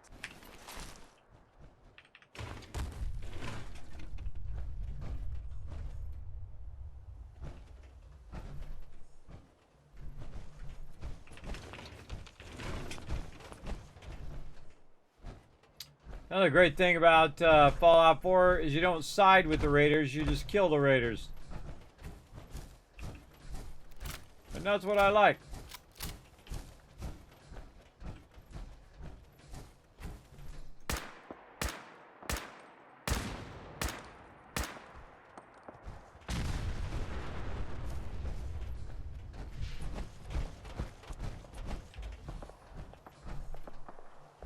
Come on, Piper, here's some action.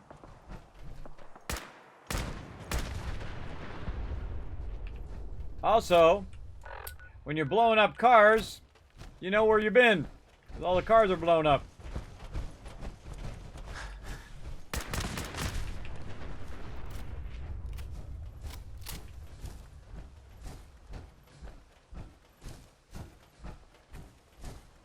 Oh yeah, some stuff going down over here. My provisioner coming by.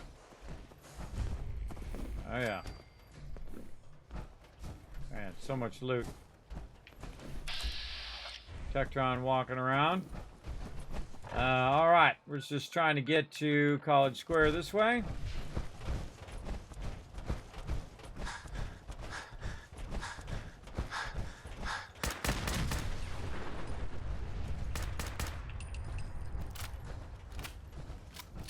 Try to wipe out these cars as best we can, so they don't blow up when we're over there.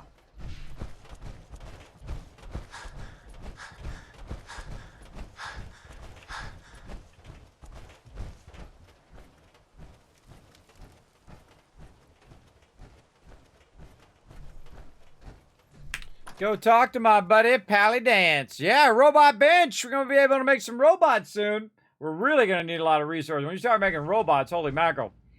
I need a ton of resources. You're back. Any word on... We're not finished here. Hold on, Dance. I got to get out my power armor. I don't like to chat. Feels like you're about ready to topple over. Excuse me, Paladin Dance? Any sign of... We're not finished here. Any news on the patrol? I've completed my investigation into the missing recon team. Paladin Brandis was the only survivor. I should have known. Old Codger could live through anything. I convinced him to return to the Brotherhood. Well done. It might be some time before he's fit for duty again, but we can use all the help we can get. Is there anything else we need to discuss? Do you want their holotapes? Yes, I'll take them. If we make it back, I'll see that the tapes are delivered to their next of kin. That's all. All right. I'll prepare a full report based on your investigation. If we make it back, I'll see that the Brotherhood honors their memory. Under the circumstances, there's not much I can offer you for your service. I hope some caps will suffice. This was no easy mission. You've earned my respect, Initiate. Well done. Hope you're ready to purge another target. Can't let those abominations keep thinking they own the place. Yeah, maybe. Our scribes are still waiting for more artifacts. Are you ready to head out again? Yeah, I really just want to talk to Dance. Paladin. If you ever feel like thinning the herd, there are plenty of ferals infesting the area.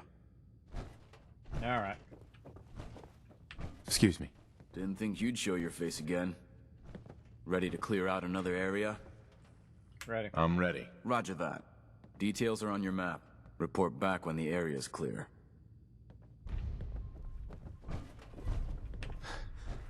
Scribe? Just the person I wanted to see. I've got more locations on potential artifacts if you're interested. Affirmative. Good. Area's on your map. Good luck. Good, okay. I haven't even looted all of this yet.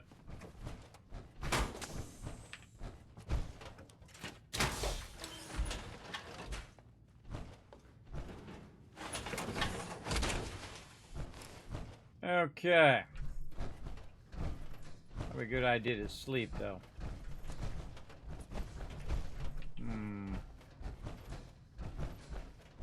Oh, over here.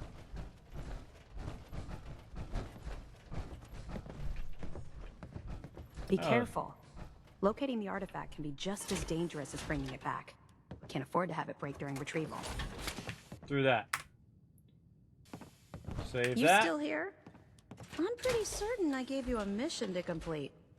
Just resting up a little bit. Okay. Now we got to roll out again. See, sometimes I forget how to forward this this one. I kind of feel like we do a whole bunch of stuff. That's General Atomics. We got some stuff to do with that.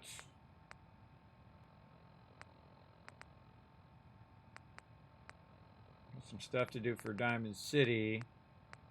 We need to get Nick back as well and get Nick to do our primary quest line. So we got to go to Somerville's. We got to go to Homestead. Let's do that first, and then we're going to work hopefully on Nick. But before we do all of that, probably a good time to take a quick break, everybody, because it's been like 2.5 hours. I'm actually going to take my break when I should take my break. So I'm going to go ahead and pull up some fun for all of you to enjoy in the chat. When I come back, we'll go ahead and give away some loot, some Steam gift codes. And we're probably going to go a bit early today because we got a big day tomorrow with 7 Days to Die. So I feel like that's probably the thing to do. Maybe we'll just go ahead and do the giveaway and all of that. So let's go ahead and start this. Now, again, this is just descrambling the words to get you guys, earn you guys some points here in words on stream. So I'm going to start that right now. And then I should be back in just a moment. All right, I'm back, everybody. Put a 1 in the chat if you can't see and hear me. How you guys doing? Wow, look at you guys. You're crushing it. Nominal. Wow, great, great word.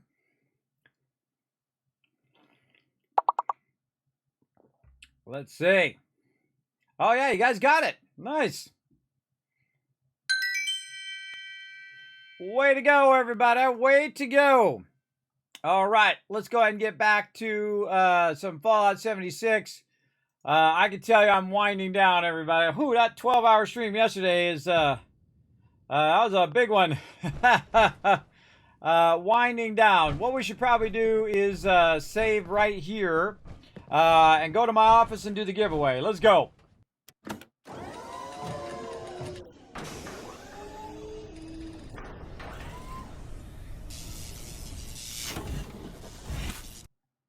Okie dokie.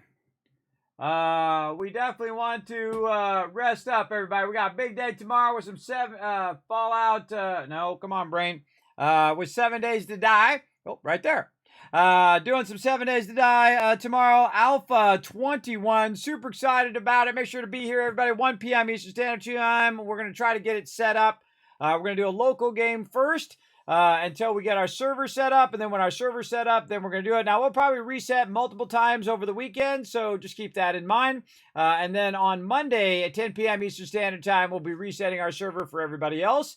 We'll be playing a bit with all of you. And then, of course, we'll start playing on Saturdays with my crew. Now, will I be able to play 7 Days to Die this Saturday when I'm traveling? Maybe. Maybe. We'll see. The problem with traveling is that I don't have all of my bells and whistles and things that I use here on the stream.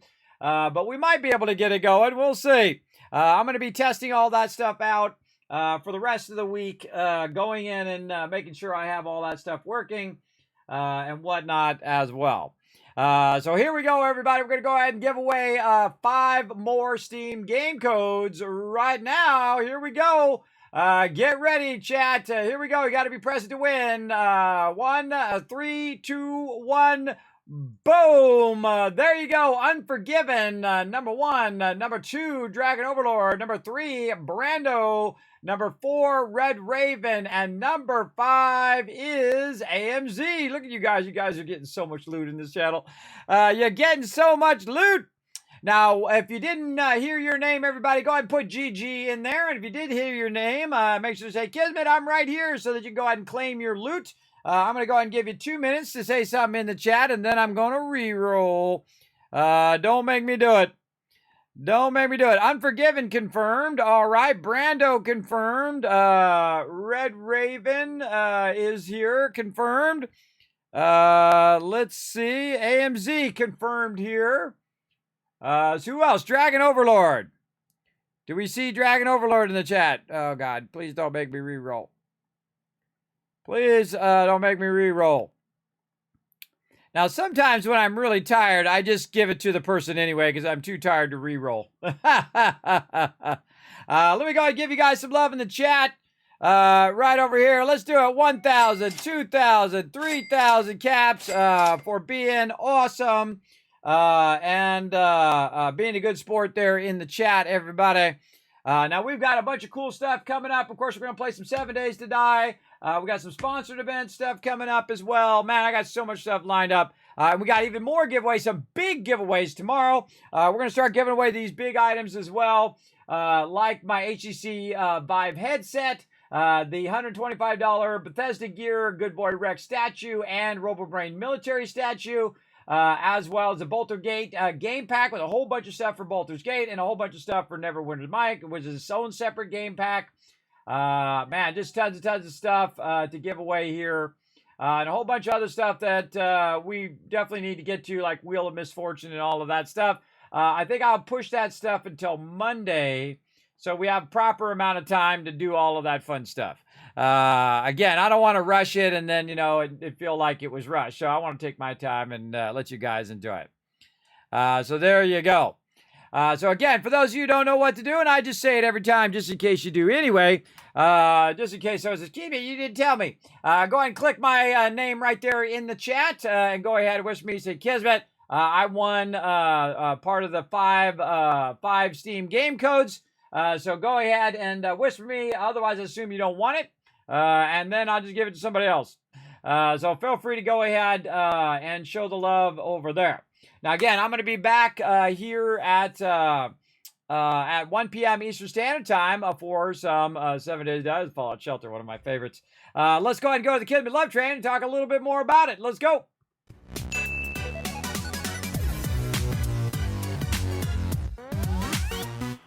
All right, congrats all of our winners. Why do I always seem like I'm really low here? Oh, because I had my conductor's hat. Maybe I should just wear my conductor's hat whenever I'm in this screen. Well, for right now, I'll go ahead and just move myself up. Maybe make myself a little bigger. Whoa, there we go. I'm much bigger. I'm all over the place. There we go. Center me in there. Okay. Welcome to Kismet Love Train, everybody. Thanks to all these awesome people right over here. Thanks for all the sub love tonight. Of course, huge thanks down there to my patron supporters at the bottom as well. Appreciate all of you coming in the stream tonight. I know we're going to have a little bit of a shorter stream today, but I did stream for 12 hours yesterday, and I'm going to be a 53-year-old man, everybody, in just a few weeks. So again, if you have enjoyed the stream, feel free to go ahead and show some love and help me do even more giveaways and more cool stuff here in stream, simply or for free by popping over to the YouTube, over to the Twitter, and over the Discord. Now, my name on Discord has changed, but the link is still the same. So you can go to discord.gg/Kismet, pop over there, and get onto the Discord. But my name on Discord itself is Kismet BP, just like over here on all my other social media. So if you are trying to whisper me and you find someone named Kismet, it's not me. Kismet BP is me, named after my longtime gaming guild, also known as Blood Pledge, by the way, which is another name for guild. That's what that BP stands for. I did that 20 years ago on June 1st, which is wild. Wild, big time. Now, of course, you can also pop on over to YouTube and over to Twitter. Find me over there as Kismet BP as well. Just click the links down below. Super easy. Hit that subscribe button. Hit that follow button, which is basically the same thing in YouTube. The subscribe button is the follow button over there. You can also check out the Discord and the website. And, of course, go to patreon.com/Kismet, the single greatest place to support the Kismet Love Train, both the stream and guides, giveaways, and all that other stuff, allowing me to bring you even more awesome things here to the stream. And I appreciate you all hanging out tonight. Now, again, everybody, my schedule is pretty much going to be Alpha 21 all weekend long. So we're going to do Alpha 21 starting Friday, 1 p.m. Eastern Standard Time. Then we're going to play for a little while. We're going to take a break. We're then going to come back at 10 p.m. Eastern Standard Time and play it some more. Then we're going to come back at 10 p.m. Eastern Standard Time. Oh, go back here. 10 p.m. Eastern Standard Time on Saturday, my normal time, I play with my crew, including having some more sponsor stuff and other fun stuff going on there. Of course, doing giveaways the whole entire time because we're going to run out of time. And then all we have left, everybody, we have a total of 6 days left here to give all this stuff away. Now, again, if you do want to help support the stream, of course, the best way is over there on Patreon. As well as you can drop tips or bits or gifted subs here to try to get that kind of stretch goal going to take my kids out for dinner or like take them to, the Disneyland or something like that. Feel free, or take them to dinner at Disneyland. There we go. That'd be even tougher. But we've got till Tuesday of next week. It's upon us, everybody. The One Last Wave project has been unlocked. About 8 months of work, by the way, everybody. 8 months ago, I started that project. That's quite a long time ago. But you just got to have faith that it'll work out in the end. And we'll just try to keep it going, right? Try to keep it going. Try to keep the love going. Give away tons of loot here all weekend long into next week. And, of course, next week on Sunday, we're going to be playing 7 Days to Die. On Monday during the day, Fallout 4. And then at nighttime, 7 Days to Die.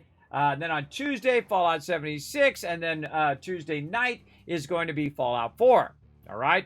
Keep that all together. And, of course, I'll roll out a new schedule once we get past Saturday and roll that out on Monday. And then, of course, we'll be going on a One Last Wave project where I'll be remotely streaming as I'm traveling, as well as sharing a bunch of stuff on my Discord and on my social medias, all down there. Now, if you do enjoy on TikTok, go over there, follow me over there, Kismet BP. Also on Instagram, Reddit, and on Facebook. And, of course, I typically will, put out shorts and other fun things on all of those platforms for you guys to enjoy and pass kind of highlights of the stream. So that's it for me, everybody. Let me give you guys a little bit more love in the chat for those future giveaways. You never know, you might win yourself a bunch of sweet loot like they just did just now. Let me give you 5,000 more caps for the next giveaways. Again, I will be back tomorrow for 7 Days to Die, Alpha 21, around 1 p.m. Eastern Standard Time. We'll see y'all then. Bye, everybody.